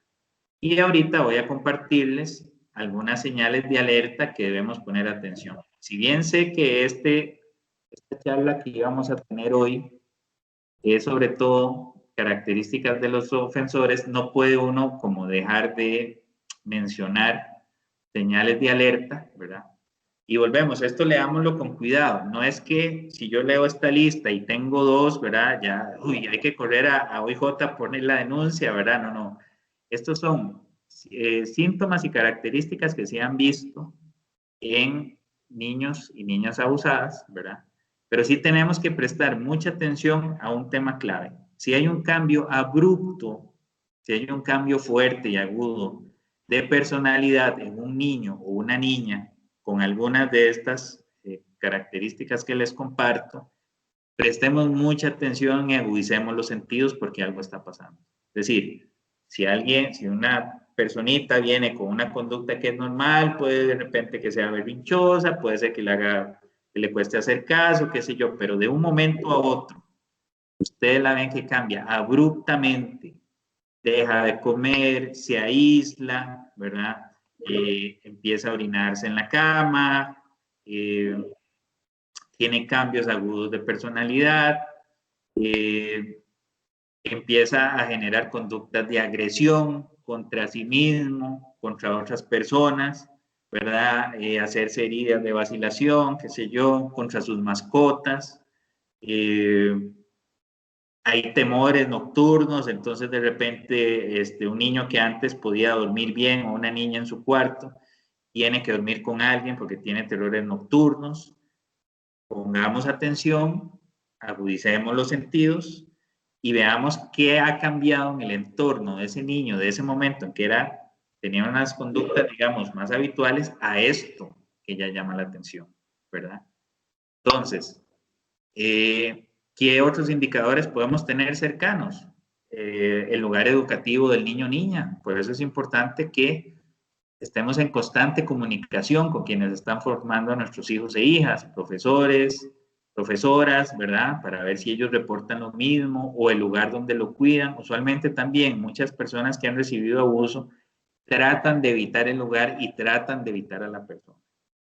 Recuerdan que hace un rato les decía el tema de vaya, abrace a su tía que no ve nunca, ¿verdad? O vaya, abrace a mi amiga que nunca ha conocido y sea cariñoso con ella. Bueno, volvemos aquí. Si un niño nos está diciendo no quiero estar en un lugar o no quiero estar con unas personas, una primer medida, sin condenar a nadie ni señalarlo, es lo evito. Y voy a explorar con este niño o niña por qué no querés volver donde tal persona. Pero de momento le evito esa congoja y exploro. Puede que sean otras cosas, ¿verdad? Puede ser que el perro, la vecina lo mordió y le agarró miedo al perro, lo que fuera. Pero de momento el tema es de la protección a ese niño que nos está dando una señal. Y volvemos, esto que les envío no es un recetario para decir, sí, ya sin esto sin duda la persona está siendo abusada, pero sí son una serie de señales de alerta que tenemos que prestarle atención, y la prevención se basa en que ante la amenaza, limito, ¿verdad? Como esto del COVID, la amenaza es un virus, ¿qué es la prevención? Bueno, hey, uso mascarilla, porque no sé dónde está el virus y no sé cómo lo voy a contraer. Un tema de abuso sexual, mi hijo, mi hija no quiere ir a un lugar, no quiere encontrarse con ciertas personas, evito eso y exploro con calma a qué se debe, y exploro con calma porque ha tenido esa personita estos cambios durante su vida y en su conducta. Les decía al inicio, no podemos ser exhaustivos porque, ¿verdad?, se nos haría muy largo, pero bueno, hablamos primero de los niños. Estamos hablando de niños primera infancia hasta los 6 años, 8 años. En la escuela también hay indicadores importantes, malas calificaciones, aislamiento, agresividad con otros niños, fugas de la escuela, por ejemplo, ¿verdad? Que hayan conductas sexuales inapropiadas para la edad. Y yo sé que esto a muchas mamás y papás a veces les genera susto. Los niños y niñas van explorando su sexualidad, ¿verdad? Entonces, es diferente que haya una conducta más o menos típica entre niños, por ejemplo, a esas edades que les digo, de 6 años para abajo, a que ya un niño de esa edad te empiece a hablar con palabras muy fuertes o muy vulgares, o que uno diga, eso es sacado de una película pornográfica, por ejemplo. Ya uno podría decir, bueno, este niño puede estar expuesto no solo a imágenes, sino a películas pornográficas o materiales de adultos, ¿verdad? Las conductas de exploración son diferentes. Evidentemente, un niño pequeño, si ve un adulto desnudo, si se baña con el papá o la mamá, por ejemplo, de repente puede preguntar, ¿verdad?, sobre temas del cuerpo, ¿verdad? Pero ya es diferente que un niño o una niña tenga reacciones de masturbación compulsiva, por ejemplo, ¿verdad? O que él quiera hacerle cierto tipo de conductas sexuales a niños más pequeños. Yo no diría, eso hay que ponerle mucha atención. Hay conductas de exploración que usualmente se da entre niños de la misma edad, ¿verdad? Y que uno dice, pues pucha, sí, a uno lo alerta y hay que educarlo y hablarle al niño, pero podrían ser más esperables, por ejemplo, que si a unos niños los dejan solos en la casa, de repente, no sé, si se mojaron o algo, se quiten la pantaloneta y salgan corriendo, cosas de ese tipo. Pero si ya son conductas más sexualizadas, hay que tener mucho cuidado. ¿Qué va pasando en la adolescencia? Bueno, ya usualmente en la adolescencia es cuando se dan las primeras experiencias, digamos, de forma más sexual, ¿verdad? Volvemos, conductas muy hipersexualizadas. Ahora con esto de las redes sociales hay que tener mucho cuidado, ¿verdad? Lo que apuntaba muy bien María José al inicio, cómo manejarnos con nuestra imagen, ¿verdad? Entonces también, ahora no es extraño ver generación de videos o fotografías con cuerpos de menores de edad, ¿verdad? Y explicarle a un joven a qué se debe eso. O incluso en la adolescencia tener múltiples parejas de manera muy constante o buscar relaciones con personas demasiado grandes en edad y que ya sean de formas muy sexualizadas. Incluso de manera reciente ya se gestionaron leyes para esto que se llaman relaciones impropias, ¿verdad? Y vean que aquí dichosamente como sociedad vamos evolucionando. Antes había una canción muy vieja de José José, 40 y 20, y era casi una cuestión anecdótica, ¿verdad? O tener grandes diferencias de edad. Antes en algunos pueblos era un tema como cultural, ¿verdad? Entonces, mucho la costumbre de que la familia que tenía una niñita, vaya, ayúdenle en la limpieza a otro señor o vaya que le ayude, cosas de esas que a veces disfrazaban mucho gusto. Pues bueno, hay que tener alertas ahora con nuestros adolescentes. ¿Y qué pasa en la edad adulta? Bueno, ya usualmente una persona abusadora en este contexto que hemos hablado en la charla suele no intentar abusar a estas personas porque sigue buscando víctimas vulnerables, ¿verdad? De más corta edad, que las pueda aislar, que pueda guardar un secreto, etc. Pero ¿qué suele pasar con esas víctimas? Además de todo el dolor y sufrimiento que es incalculable, puede ser que estas personas, víctimas que pasarían a ser sobrevivientes de abuso, puedan continuar generando patrones de relación donde el poder es muy evidente, ¿verdad? Donde hay mucha dependencia y ese poder se expresa usualmente en la vida adulta con maltrato, maltrato psicológico, maltrato físico, maltrato patrimonial. Personas que las aíslan, ¿verdad? Personas que viven una infelicidad muy grande y ojo, que se empieza a generar un riesgo muy grande de que después hijos o hijas de estas personas puedan ser víctimas precisamente porque esa persona está destruida y no tiene un andamiaje, una estructura para enfrentarse a conductas abusivas de otras personas. Ojo, entonces aquí el tema de la sanidad, digamos, emocional, tiene que ver con si lamentablemente fuimos víctimas de alguna situación de abuso, ya sea que pase por un proceso judicial o no, ¿cómo sanarme para no solo procurar mi autocuidado y mi felicidad, sino también cuidar a las personas que me rodean, ¿verdad? Sobre todo aquí, que la mayoría son mujeres, cuidar a nuestros niños y niñas, ¿verdad? Cuidarnos a nosotros, cicatrizar esas heridas, poder seguir adelante y que esas personitas que nos rodean y familiares que queremos, ojalá no se vean expuestos a esas situaciones que nosotros nos vimos en algún momento. Recientemente se aprobó esta ley contra el acoso callejero, ¿verdad? Que de repente ya ahora hay un caso ahí en San Ramón de una detención. Vean, nuestras sociedades a veces uno puede ser que no haya disfrutado una ventaja en nuestra sociedad, pero sí seamos motores de cambio para que de aquí en adelante sea diferente. Yo estoy seguro porque, bueno, yo en psicología es una carrera donde hay mayoritariamente mujeres, yo me he relacionado con muchas mujeres y me crié con primas, ¿verdad? Entonces, me he relacionado con muchas mujeres y muchas a uno le cuentan de amargas experiencias de situaciones de acoso callejero o incluso otras de abuso en la casa. Antes no era penalizado, lamentablemente. Antes incluso en cierta forma ciertas conductas eran fomentadas, ¿verdad? Si nuestro contexto cambió y de repente alguna de ustedes tiene que sanar y cicatrizar una situación que les fue desagradable, que no merecían pasar, pero la vivieron, este tipo de cambios son la mejor forma con las personitas que tengamos ahora a cargo y quienes nos rodean, de cambiarlas a ellas, sanarme yo y cambiarlas a ellas, y no exponerlas a ese tipo de riesgos. Les reitero, cuando era niño, de repente si uno no abrazaba a la vecina que no conocía, era un maleducado, ahora véanlo como un valor y un factor de protección para esos niños y niñas. Lo que antes podía ser visto como una mala crianza, ojo, cosas muy específicas, hoy puede salvarle la vida a un niño. Grite si alguien que no conoce se lo está llevando de la mano, o si alguien le está diciendo que haga algo que usted no quiere, grite. Ahí gritar no es un acto de descortesía ni de mala educación, es una herramienta para salvar posiblemente una vida. Analicen ustedes los entornos que tienen a mano, analicen también los miedos y las cosas que ustedes puedan tener como mujeres adultas, como hombres adultos. Cuestionémonos a la raíz de los cambios que han pasado en nuestra sociedad y sobre todo una palabra clave, protejámonos y tratemos de proteger a quien tengo enfrente. Hay mecanismos legales, hay instituciones, hay líneas telefónicas, hay profesionales, pero lo que echa a andar, lo que hace funcionar cualquiera de estos mecanismos son las personas.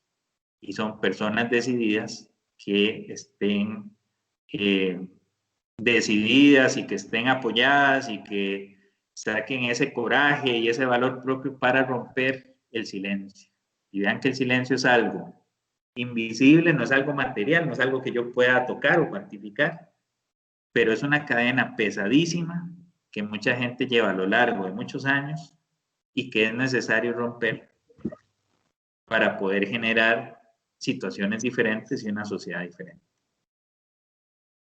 Entonces, creo que es un buen momento para abrir espacio por si alguien tiene consulta. Ya he visto que María José ha respondido muchas en el chat, pero si hubieran algunas otras, pues pueden levantar la mano y con todo gusto podemos conversar del asunto.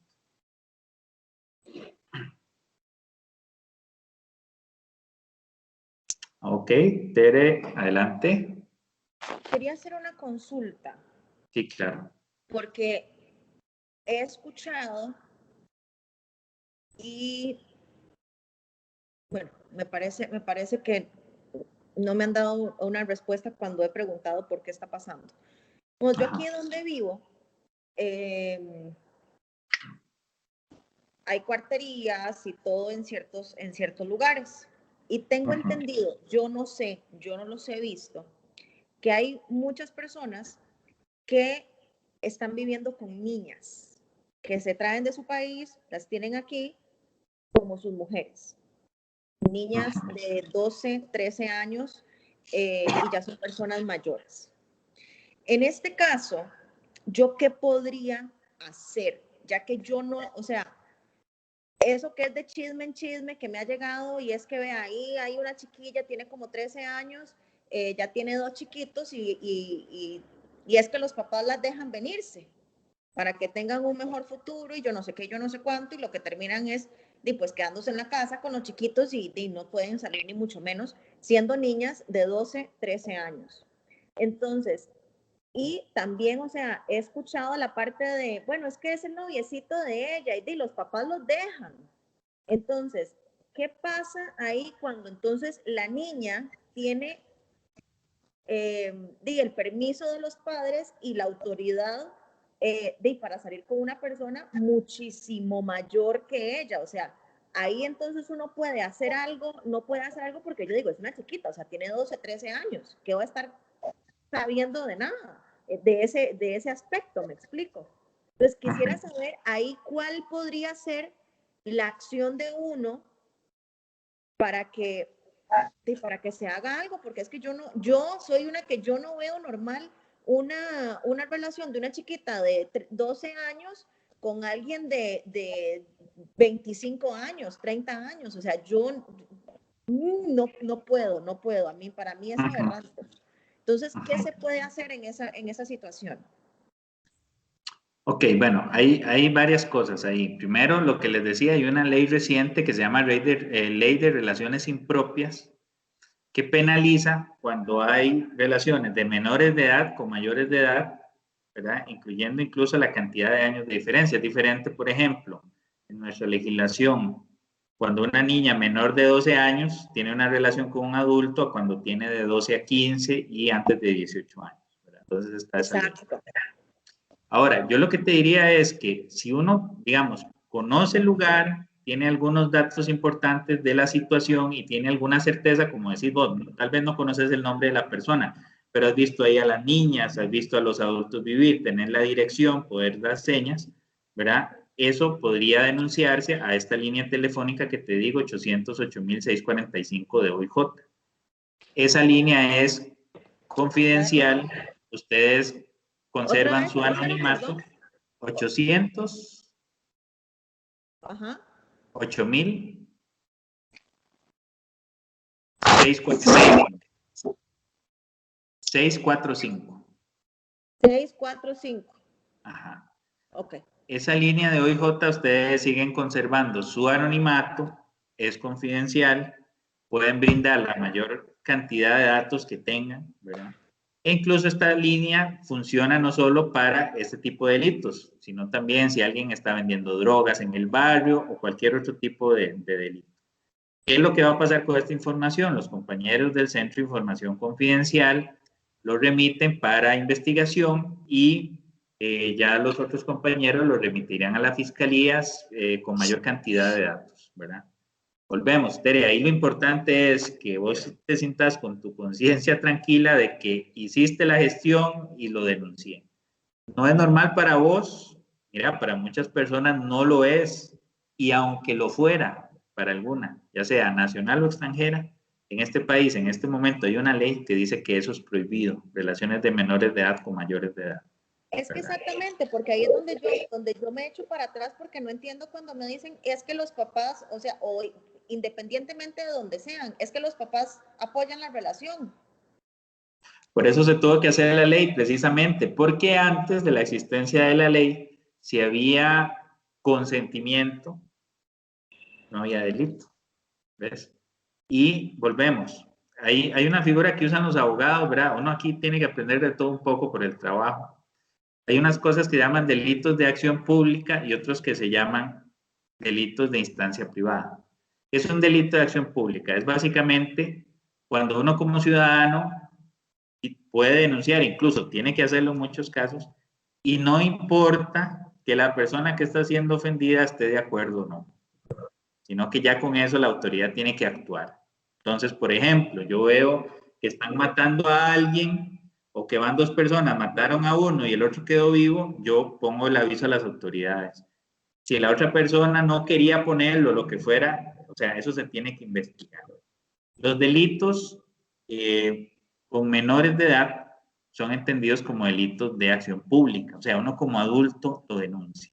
Por ejemplo, si un maestro o un director se da cuenta de que un niño o una niña está siendo abusado, ni siquiera pregunta a los papás, da aviso a la autoridad de una vez, es su obligación formular la denuncia. Igual en los hospitales, un niño llega con evidencia de maltrato o evidencia de abuso sexual, ahí son usualmente trabajadores sociales y psicólogos los que ponen el aviso a las autoridades. Ahí ni siquiera se cuestiona o se pide visto bueno a los papás. ¿Qué es un delito de instancia privada? Un delito de instancia privada es cuando depende de la persona que ese delito se investigue. Entonces, por eso yo ahora les decía al inicio, si ustedes saben de una persona mayor de edad que está sufriendo de abuso sexual o algo, uno puede dar aviso a las autoridades van a investigar. Pero como esa persona es mayor de edad, ya en el proceso penal le van a preguntar a la persona si ella va a ratificar eso y si quiere que se siga el proceso. Si la persona dice que no, por ser mayor de edad y por ser un delito de instancia privada, el proceso hasta ahí llegaría. Pero con menores de edad, nosotros estamos en la obligación y es deber del Estado investigar. Muchas gracias. Okay. Hay una manita levantada de Anabel Hortensia, tengo aquí. Entonces, Anabel, si gusta, nos dice su consulta, con mucho gusto. Hola, ¿cómo están? Muy buenas tardes. Buenas tardes. Bueno, primero que todo, muy agradecida y bueno, lindísima la charla y súper retroalimentativa.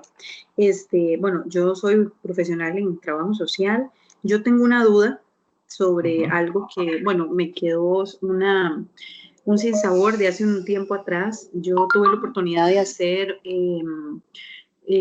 un proyecto en una escuela en Desamparados y mi trabajo básicamente era fortalecer, ¿verdad?, a los niños en muchas áreas, porque es un barrio vulnerable y pues existían miles de carencias, ¿verdad? Casi que lo único positivo era pues la educación.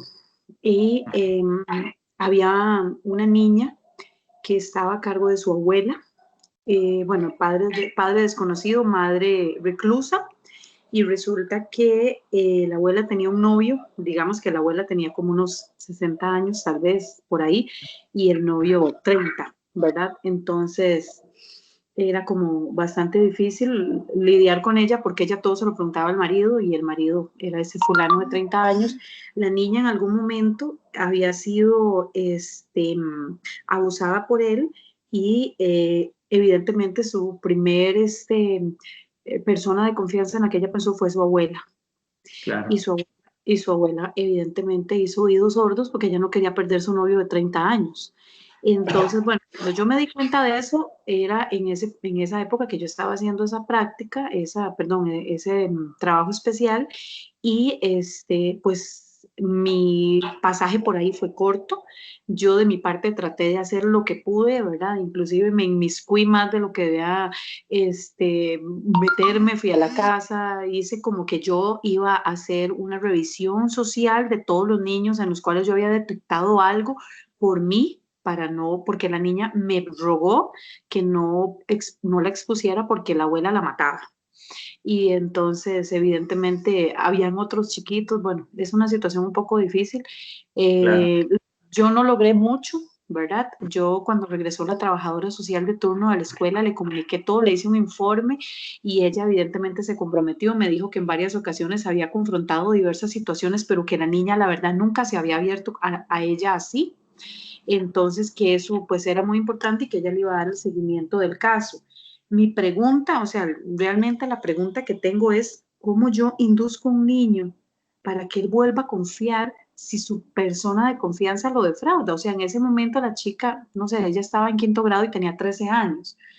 Evidentemente, era una chiquita que estaba ya empezando a mostrar cuerpito de muchachita ¿verdad? Y entonces el tipo, ¿verdad? Y la veía con otros ojos, pero ella recurre a su abuela y su abuela no, cero, ¿verdad? La ignora, hasta la edad de hacer el castigo físico.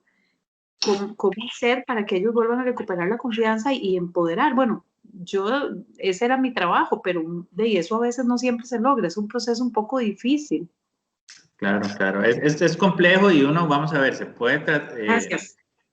con mucho gusto, se puede y se debe involucrar, digamos, los mecanismos institucionales que existen. Por ejemplo, el PANI, ¿verdad? Es un mecanismo que hay que integrar en ocasiones, incluso la fiscalía. Si uno genera como esas conexiones, por ejemplo, ¿cómo volver a retomar el tejido, digamos, social de esta adolescente que ha estado tan vulnerabilizada y lo iba a seguir estando posiblemente con esa dinámica familiar? Ocupaba como un abordaje interdisciplinario, ¿verdad? Y no solo psicológico, sino también de trabajo social. Y ahí uno esperaría que la institucionalidad del país, estas instancias que te digo, pudieran generarle algún factor protector.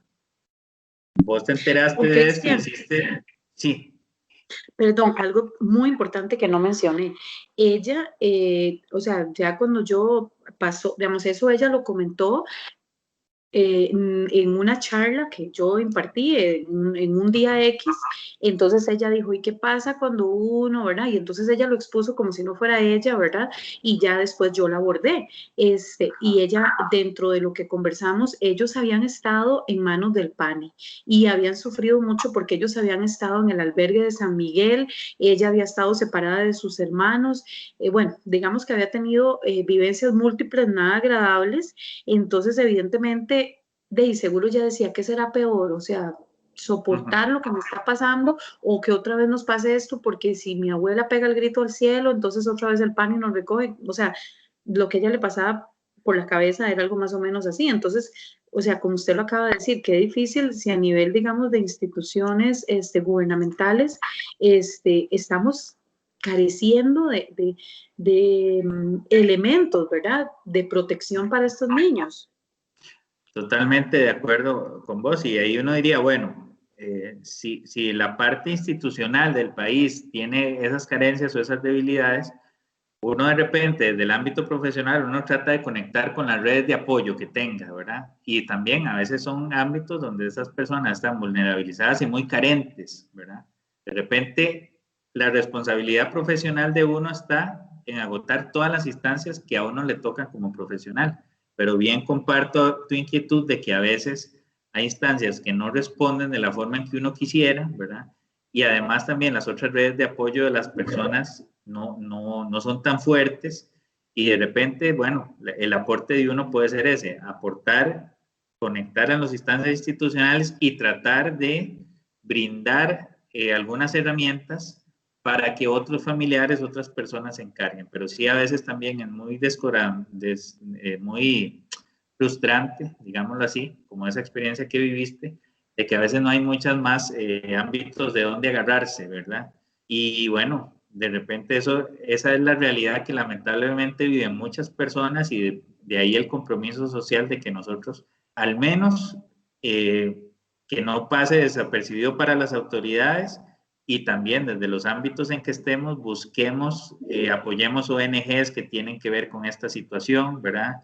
Y como familias, hablando ya en un ámbito más general, pues no seamos nosotros un factor de riesgo de desprotección para nuestros seres queridos, porque sí, lamentablemente hay muchas personas, ahora que hablaba Tere del tema migratorio, ¿verdad?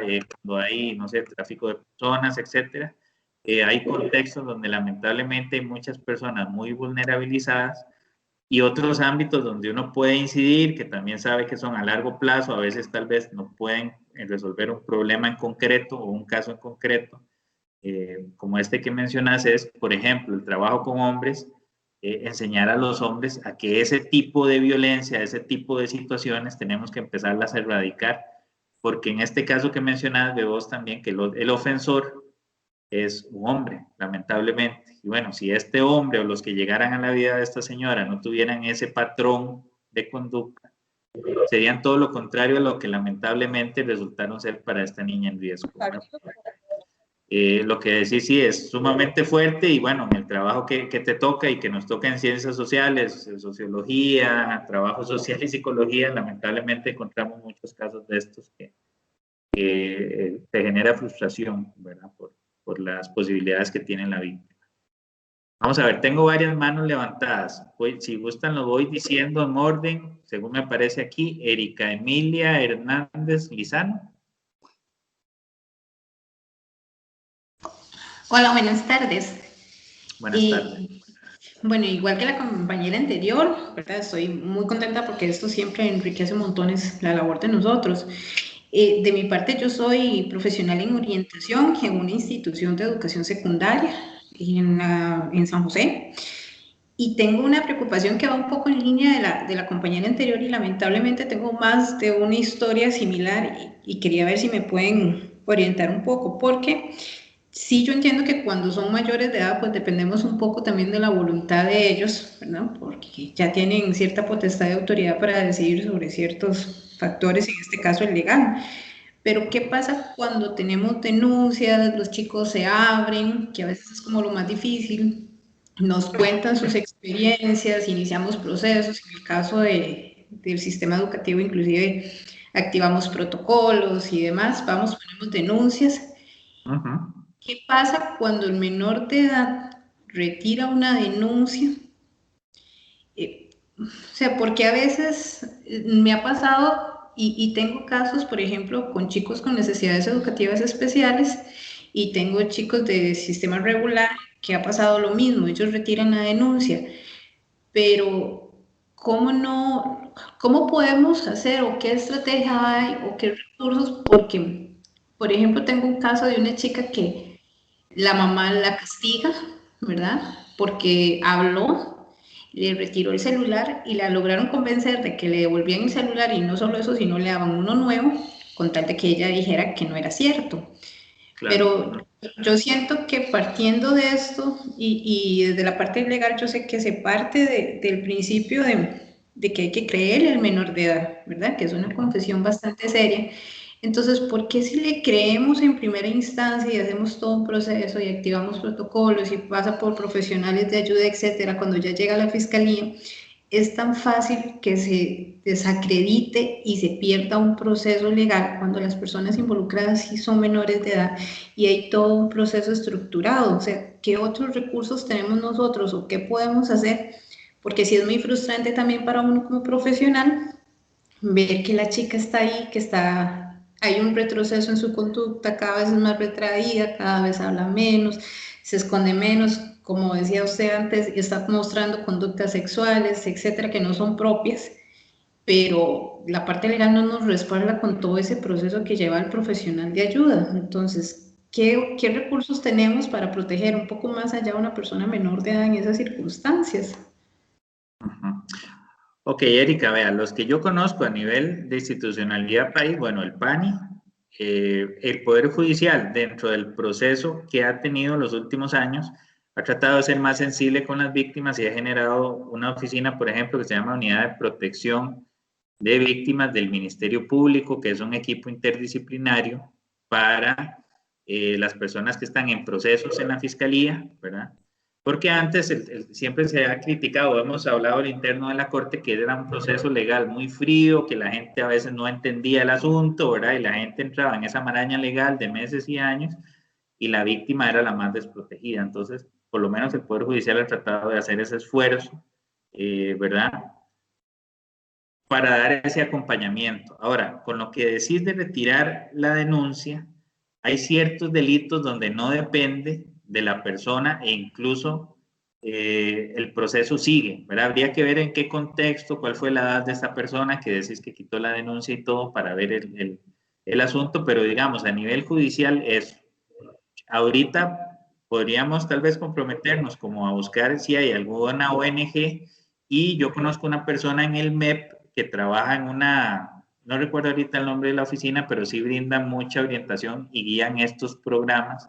Yo entiendo que el MEP es enorme, ¿verdad? Entonces a veces hay propia gente del MEP que no conoce esta oficina donde trabaja Luis Calderón, un psicólogo que está allá, para tratar de postearles en este mismo chat de la reunión las instancias institucionales que existen y que son de enlace entre instituciones, MEP, Poder Judicial. Ok, gracias. Con mucho gusto. Tengo Hernández Di María Elena. Hola, muy buenas tardes. Muchas gracias por el espacio. Pues dudé mucho en hacer mi consulta porque cuando vi la invitación pensé en mí. Ahora, cuando usted comentaba sobre los signos, ¿verdad? De que la persona se aísla, eso me pasó a mí hace unos meses, justo antes, como antitos de la pandemia. Y, y ahora ya decidí como ir y averiguar y ir a poner, ¿verdad? Una denuncia, pero me asusta mucho, digamos, el hecho de ir, poner una denuncia y luego que tenga algún, no sé, alguna repercusión, ¿verdad? Porque estamos hablando de círculos. Entonces, ¿qué seguridad puedo tener yo? Porque uno siempre escucha, ¿verdad? Que no, si vas, no le van a hacer nada.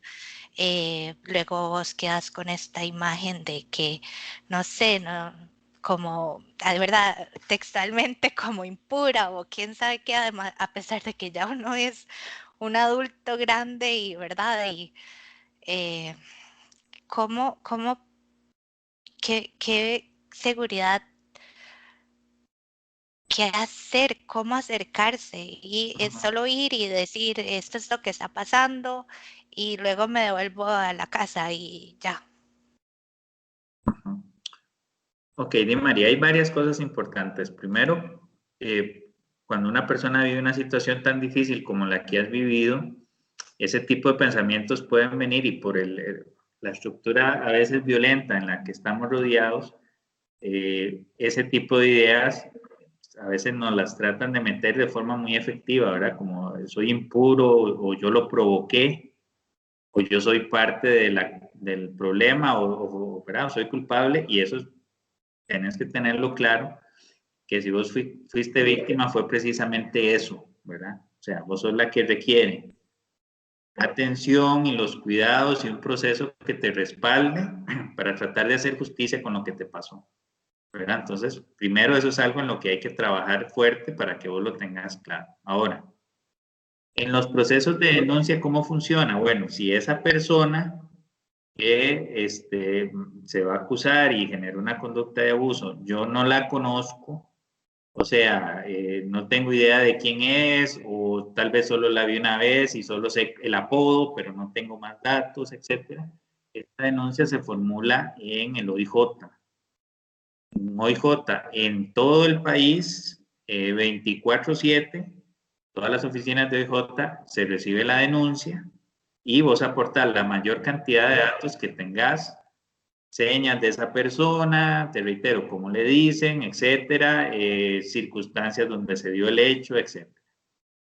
Si en cambio esa persona que generó alguna conducta de abuso es conocida, es un familiar, es un amigo, sé dónde vive, tengo algunos datos, uno se dirige a la fiscalía. Las fiscalías están usualmente en casi todo el país donde está el OIJ, en los mismos edificios. Y digo usualmente porque en algunos el OIJ está aparte, pero también esa denuncia se formula de esa parte. Ahora bien, el proceso. Como parte del proceso, entonces, tiene varias etapas. Te van a tomar la denuncia, se va a hacer una parte de investigación que puede tener varios procesos y después de eso, si después de hacer exámenes, indagar, recolectar datos, eso va a una etapa de juicio, pues se hace un proceso, ¿verdad? Igual, los profesionales que te atiendan ahí, que usualmente son abogados en la fiscalía, te van a explicar cuáles son las etapas y también es muy importante que vos les expliques si hay ciertas necesidades especiales de tu parte, por ejemplo, si hay riesgo de estar cercano a él, a esa persona o algo, para que activen oficinas como la que mencionaba anteriormente, la de protección de víctimas. Incluso OIJ tiene otra oficina que trabaja en coordinación con la fiscalía cuando la persona tiene un riesgo físico muy fuerte, entonces hay que generarle algún tipo de protección. Pero, mi María, el primer tema es que busques una persona que sea de tu confianza, que sea apoyo, y que puedas entonces, ¿verdad? Con este apoyo y este sostén, ir a formular la denuncia para que ahí te expliquen ya quien te atiende cuáles son las etapas que siguen. Y en este caso tuyo, mira, no va a haber ninguna persecución, ni va a haber alguna situación, algún tipo que sea en contra tuya. Más bien, lo que procura la institución es que ustedes puedan formular la denuncia y puedan seguir el proceso. Gracias. Ok, no, mucho gusto y más bien gracias por compartir la vivencia. Tengo a Carla Cerdas. Hola, buenas tardes. Bueno, yo soy estudiante de trabajo social, ya estoy prácticamente culminando la carrera y vieras que yo quería hacer una consulta porque una familia cercana a mi familia, bueno, descubrieron que a la hija menor de la señora bueno, la violó el cuñado, por decirlo así. La violó el cuñado y la mamá de la chiquita no quiere hacer nada porque es el esposo de la otra hija. Entonces es un tema muy complejo porque inclusive ella está en una etapa de negación y ella cree que lo que la hija dice es mentira. Los hermanos no saben cómo generar la denuncia y pasarle por encima a lo que la mamá quiere, que lo que se busca es, la idea de ellos es hablar con la persona y dejarlo ahí y ya. Entonces yo quiero como que más o menos se me oriente o no sé, me dé una idea de qué puede hacer uno en ese caso. Mira, por las dinámicas que hablábamos al inicio de la charla, es muy complicado porque a veces parte en lo que se sustenta el silencio es no destruyamos la familia, ¿verdad? Lamentablemente ya ahí la familia está destruida en el aspecto de que una persona mayor está abusando a otra y hay que velar por la integridad de esa persona. Hay responsabilidades legales, ¿verdad? Y volvemos, la situación no es cómoda, no es bonita, tampoco la provocó uno. Entonces, lo que yo te tengo que decir, y también lo hago en el contexto del lugar en que trabajo, es que tienen que formular la denuncia para proteger a esa niña, ¿verdad? Porque si no, volvemos, a veces el silencio es copartícipe de un abuso. Entonces, también ahí forma parte de las responsabilidades profesionales que va teniendo uno como persona, ¿verdad? Y hay que proteger a la persona que es más vulnerable y volvemos, con una simple conversación, ese asunto no se va a solucionar porque es posible, no conozco el caso, pero hablamos de lo que dice la teoría y muchos casos estudiados. Esas situaciones usualmente no son que pasaron una vez, son historias de abuso. Entonces, ojalá puedan formular la denuncia y que cada persona se haga responsable de sus actos, en este caso la persona adulta. Con la negación de la mamá y toda esta situación, bueno, ya profesionalmente tendrán que ayudarle, pero volvemos. La persona vulnerable lo sigue estando en este momento y lo va a seguir estando si no se toman medidas que corresponden y que están facultadas legalmente. Ok, creo que ya perdí por dónde iba. Creo que sigue Gretel Arias. Ajá. Ok, vean. Voy a darle la palabra a Gretel. Sí, Gretel, un segundito, disculpa. El programa estaba programado hasta las 4 de la tarde, nos faltan 15 minutos. Entonces, vamos a procurar tratar de responder todas las inquietudes. Tengo a 3 personas más, para poder salir con el tiempo y que pues ojalá todas puedan participar. Adelante, Greta. Buenas tardes. Yo quería hacer un comentario. Yo soy psicóloga, trabajo en el Ministerio de Educación Pública y es que vi por ahí varias preguntas en torno a qué sucede cuando el supuesto ofensor, por decirle un nombre, es otro menor de edad. Y nosotros la experiencia que hemos tenido y la consigna del nivel de MEP es que siempre elevamos la denuncia a la Fiscalía, pero con copia al PANI, y nos ha sido de mucha utilidad porque generalmente cuando es otro niño es porque es una conducta reactiva, ¿verdad? La historia nos ha demostrado que es otro niño que también está siendo abusado. Entonces sí es muy importante, siempre hacemos el proceso en las 2 líneas, es la consigna que nosotros como funcionarios públicos tenemos.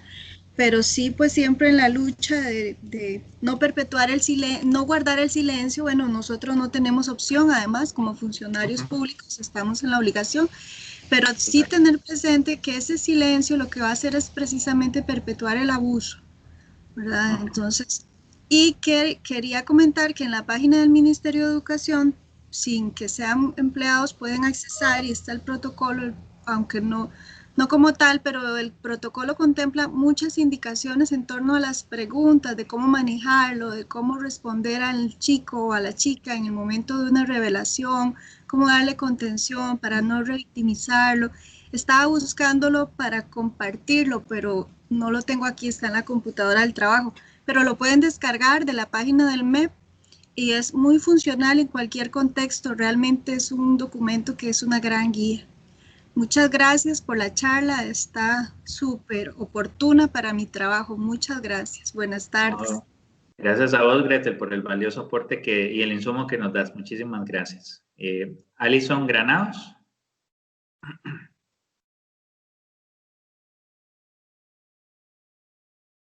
Alison, ¿estás por ahí? Ahora Alison, sí. Adelante. Buenas. Yo tengo 2 dudas sobre algo que me pasó. Cuando yo tenía como 7 años, mi mamá me llevó a las consultas generales con el doctor, ¿verdad? Y yo le conté a él que yo había sido abusada.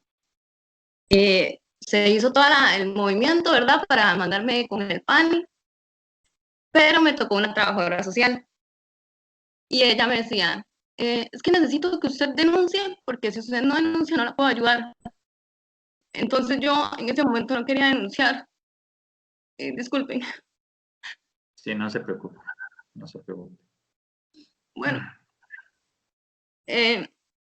yo le dije a ella que no quería denunciar. De hecho, yo me acuerdo que ella en ningún momento me dijo como que me sentía o qué pasó, nada, ¿verdad? Ni siquiera un cómo está para empezar. Y ella, bueno, me dijo que no, si no denunciaba ella no me podía ayudar. Yo no sé si eso es válido. Yo no denuncié, entonces nunca recibí ayuda.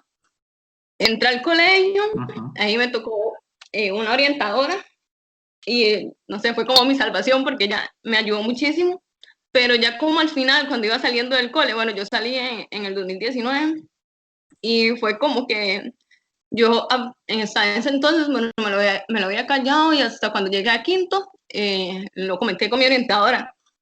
Y ahora que yo salí del colegio ya no tengo ningún tipo de ayuda, ya ni siquiera, o sea, no sé con quién acudir, no sé cómo seguirlo porque yo no tengo los recursos para pagarme un psicólogo. Entonces tengo esas dos dudas, ¿con quién puedo hablar ahorita como para que me ayuden? Denunciar todavía no sé. Y si eso lo que me dijo esa trabajadora social es, no sé, es cierto que si yo no denunciaba, entonces ella no me podía tratar. Gracias. Ok, mira, muchas gracias por compartirnos la situación tan difícil. Yo te diría que primero hay que buscar, si vos estás asegurada con la Caja del Seguro Social, ellos tienen profesionales en psicología también, ¿verdad? Para que te ayuden en el tema. Y la Universidad de Costa Rica y otras universidades para el tema de la denuncia tienen unas instancias que se llaman consultorios jurídicos. Bien podrías hacer la consulta con ellas pero también podrías acercarte al Ministerio Público, a algún tribunal de justicia donde te quede más cerca y hacer la consulta para que ellos te asesoren desde la parte legal. Bueno, es que ya no le corresponde a mi orientadora. Entonces... Sí, no, porque entiendo que ya saliste del cole. Ajá. Sí, no, puedes ir al Ministerio Público, te digo, a tribunales de justicia, por donde vivas más cerca, consultar en la fiscalía para que ellos te asesoren si cabe todavía la acusación o no. Si yo no quiero hacer una denuncia, no estoy segura en hacer la denuncia, porque por la misma situación, ¿verdad? Porque es un familiar cercano, me da terror, no sé ni cómo decirlo. Aparte que mi familia es cristiana y bueno, ya se sabe la cuestión, que el perdón, que Dios, que cambia a la gente aquí, que allá. Entonces, yo no sé si alguno de esos, ya sea con la caja, con la universidad o el ministerio, y de igual forma tengo que hacer la denuncia. Mira, yo lo que te diría es que para que no te sientas presionada, en el INAMU puedes ir pueden aprender. bueno, en el INAMU puedes consultar y plantearlo en términos de consulta porque por lo que te percibo, todavía tenés mucho que pensar y todavía hay mucho que madurar el asunto de la situación, ¿verdad? Entonces, sí, de hecho yo, bueno, forma de consulta, no es que vas a llegar voy a intervenir un momentito. Alison, el motivo, la razón de que nació Reinas Silenciadas es para apoyar a mujeres como vos. Vos podés escribirnos y nosotros te podemos brindar la asesoría. Sí, bueno, yo he estado como por mi parte buscando ver cómo, he visto millones de videos de YouTube, no sé, he intentado entrar en todos lados porque ya estoy como intentando yo sola, pero igual es muy difícil. Claro. No, aquí apoyate con ellas y en buena hora está esa instancia. Yo te diría que antes de dar cualquiera de los otros pasos que te decía, apoyate con eso porque sí, vos ocupás ahorita como una mano amiga ahí que te ayude a sostenerte y te ayude a aclarar ideas y de repente, ¿verdad? Con las reinas silenciadas te van a ayudarte a aclarar un poquito y vas a tener otras vías más para poder hacer las consultas que ocupes. Así es, perdón. Yo y Alison Granados, yo voy a apuntar tu nombre, está bien, estamos en contacto. Ok, gracias. Cualquier cosa, y esto también para todas. Nosotros estamos en Facebook y estamos en Instagram como Reinas Silenciadas Costa Rica. Por favor, para nosotros es muy importante. Una de las razones por las que hacemos esta charla es para ver que estamos realizando estas charlas con ustedes que son profesionales en el tema. Es para que también sepan que ahí estamos también nosotras. No somos psicólogas, pero realmente, o sea, también contamos con muchos psicólogos y contamos con personas muy, muy capacitadas. Y también, o sea, Joana y yo somos como dos inyecciones de empoderamiento a la vena. y de verdad para nosotros es muy importante poder ayudar en este tipo de situaciones. Para nosotros sería realmente un honor poder estar ahí para vos y poder aconsejarte y en el momento en que se necesite también pues poder brindarte de algunos contactos de personas que sentimos que te puedan ayudar en todo este caso, porque sí es muy importante, como vos decís, es que son personas muy, muy religiosas y el perdón, bueno, si usted denuncia, ellos también te tienen que perdonar. Me explico. Entonces, vos no tenés por qué callar. O sea, vos sos una niña, bueno, vos sos una muchacha y vos no tenés por qué callar.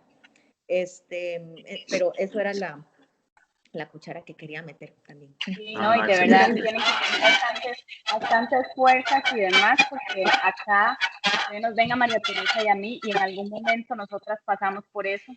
Fuimos víctimas de un familiar cercano, cada una en su casa por aparte, no nos conocíamos, no sabíamos que íbamos a terminar en estas.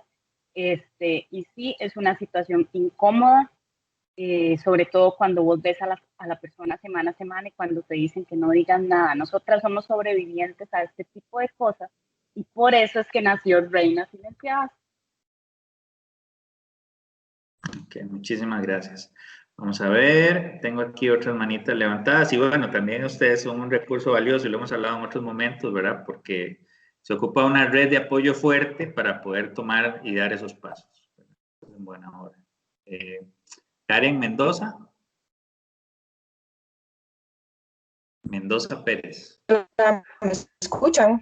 Sí. ¿Me escuchan, sí? Y bueno, el teléfono muchas también. Gracias por el espacio. ¿Me escuchan, perdón? Sí, sí te escuchamos. Ah, ok, perfecto. Bueno, mi consulta es la siguiente. Muchas gracias por el espacio. En un caso de una persona que desea, digamos, realizar una denuncia sobre un abuso que pasó hace más de 15 años o hace más de 20 años y ahora quiere realizar la denuncia, ¿qué tan efectiva sería esa denuncia o el proceso después de tantos años? Mira, hay que profundizar en un tema. Los delitos en Costa Rica tienen un plazo de prescripción de 10 años, ¿verdad? Incluidos los homicidios. Entonces, si un hecho ocurrió más de 10 años, no. Hace poco hubo una modificación a la legislación, creo que algunos delitos sexuales, pero ahorita no tengo el dato exactamente. Entonces, yo te sugeriría consultar ese dato, puedes consultarlo. Pero digamos, si la persona era menor de edad, cumplido los 18, empiezan a correr los 10 años, o sea, a los 28 años todavía tiene tiempo de poner la denuncia. Ajá. Sí, pero la amiga nos comenta que el hecho fue hace 15 años. Cris, ¿verdad? eso que Sí, dice sí, correcto, la persona tenía 9 años en ese entonces. Okay, exacto. Eso es importante. Hasta que ella cumpla 18 años, empieza a correr la prescripción de los 10 años, hasta que cumpla 18. Perdón, y en esa modificación que les comenta Cristian, dependiendo del delito, la prescripción se amplió. Entonces hay de 15 hasta 25 años. Por eso no se puede dar una respuesta en concreta, tendría que analizarse cada caso. Pero lo que dice la muchacha sí es correcto, es si el abuso o la violación se dio antes de, digamos, siendo menor de edad, empieza a correr el plazo de prescripción a partir de los 18. ¿Ok? Y de ahí depende del delito, pueden ser 10, 15 o hasta 25 años. ¿Ok? Okay. Vamos a ver, está cerca de prescribir el tiempo, María José. No sé si podríamos que las personas nos hagan llegar las consultas y con mucho gusto se las podamos responder. Sí, me parece que podemos aprovechar el correo de Reinas Silenciadas para seguir orientando por ahí. Hay algunas en el chat que, perdón, ya se me perdieron como en la lista de todo lo que estaban preguntando, entonces también si quiere, escriban a Reinas Silenciadas y nosotros nos mantenemos en contacto. Igual si es algo que Cristian y yo no podemos responder, pues buscaríamos la persona adecuada para abarcar las dudas que ustedes consideren. Lo importante es que usen la herramienta, la plataforma que les está dando ahorita Reinas Silenciadas y que no se queden con las dudas, ¿verdad? Que entonces estaríamos de mi parte agradecerles mucho el espacio a todas las personas que se conectaron y bueno, ahí seguimos en contacto con las Reinas Silenciadas y bueno, ya saben, a no callar, ¿verdad? Los secretos no son buenos y de repente parte de dar el primer paso, si ya con solo pensarlo ya demuestra la valentía que tienen y los otros pasos lo que ocupamos es apoyo y sentir y brindar apoyo. Entonces, adelante. Un gusto. Muchísimas gracias a esas 193 personas que se conectaron en esta charla. Wow. Recuerden siempre, sí, qué felicidad. Recuerden siempre, el abuso sexual no significa únicamente una penetración. Hay varios tipos de abuso. Ustedes no tienen que permitir que se les invadan su espacio personal, que las toquen si ustedes no quieren, que las intimiden, que les hagan acercamientos no deseados. Cuidarse mucho del acoso, porque la mayoría de acoso sexual termina en un delito ya de violación o ya de otras cosas. Es muy importante romper el silencio. Ese es el primer paso. O sea, muchas mujeres han vivido silenciadas por muchísimos años y ahí es donde ustedes tienen que demostrarse que son valientes. Nosotras nos encanta decir esa palabra. Ser valiente es lo que la va a llevar a usted a salirse de ese círculo. Y para eso estamos nosotras. Nos pueden escribir al correo o bien a la página de Facebook o Instagram. Así es. Perdón, yo a que te interrumpa. Chicas, es muy importante algo. En el momento en que nosotras alcemos nuestra voz, en el momento en que nosotras pongamos un alto, En el momento en que nosotras sepamos nuestro valor, ahí es donde vamos a marcar la diferencia. No importa si es una persona de 2 metros, no importa si es una persona de 1,80 m, no importa si es una persona gigante, no importa. Nuestra voz pesa y es más grande que cualquier persona. El valor que nosotros tengamos para con nosotros es más importante. Entonces, no se sientan mal por hablar, no se sientan mal por denunciar. Ustedes están dando su derecho. Muchas personas, muchas mujeres lucharon por nosotras, por nuestros derechos y por nuestros principios hace muchísimos años. Hagamos que el trabajo que ellas hicieron hace tantos años atrás siga teniendo ese mismo valor. Nosotras no nos podemos quedar calladas. Es que después, ¿qué van a decir? Es que después, no. Hablemos, digamos las cosas, no permitamos las cosas que no nos parecen, pero no nos quedemos calladas y esperemos a que nos caiga un ángel del cielo para que nos ayude. Por favor, levantemos nuestra voz de la forma más responsable, de la forma más inteligentemente emocional también. Realicemos eso porque no tenemos que permitir este tipo de acciones para con nosotras. Nosotras somos personas que valen muchísimo, que valemos muchísimo por dentro y por fuera. No dejemos que alguien nos apague esa luz. No se los permitamos. Por favor, si ustedes se sienten en algún momento mal, si se sienten que no les está pasando algo, que no están de acuerdo, por favor díganlo. Aquí estamos Joana y yo, aquí estamos las reinas silenciadas, también aquí está el departamento, perdón, me quedé sin batería. Aquí está el departamento del OIJ que también nos está brindando toda la ayuda. Por favor, utilicemos estos recursos y no seamos más reinas silenciadas. De verdad que muchas gracias por... El correo de reinas silenciadas, perdón. El correo de reinas silenciadas, ya para cerrar, es reinasilenciadas@gmail.com. Nos pueden escribir ahí. De igual forma, nosotras nos mantenemos activas en las redes sociales. Pues estamos para servirles. Muchas gracias y que Dios los proteja a todas. Gracias. Muchas bendiciones. Se les quiere. Chao. Muchas gracias. Ajá.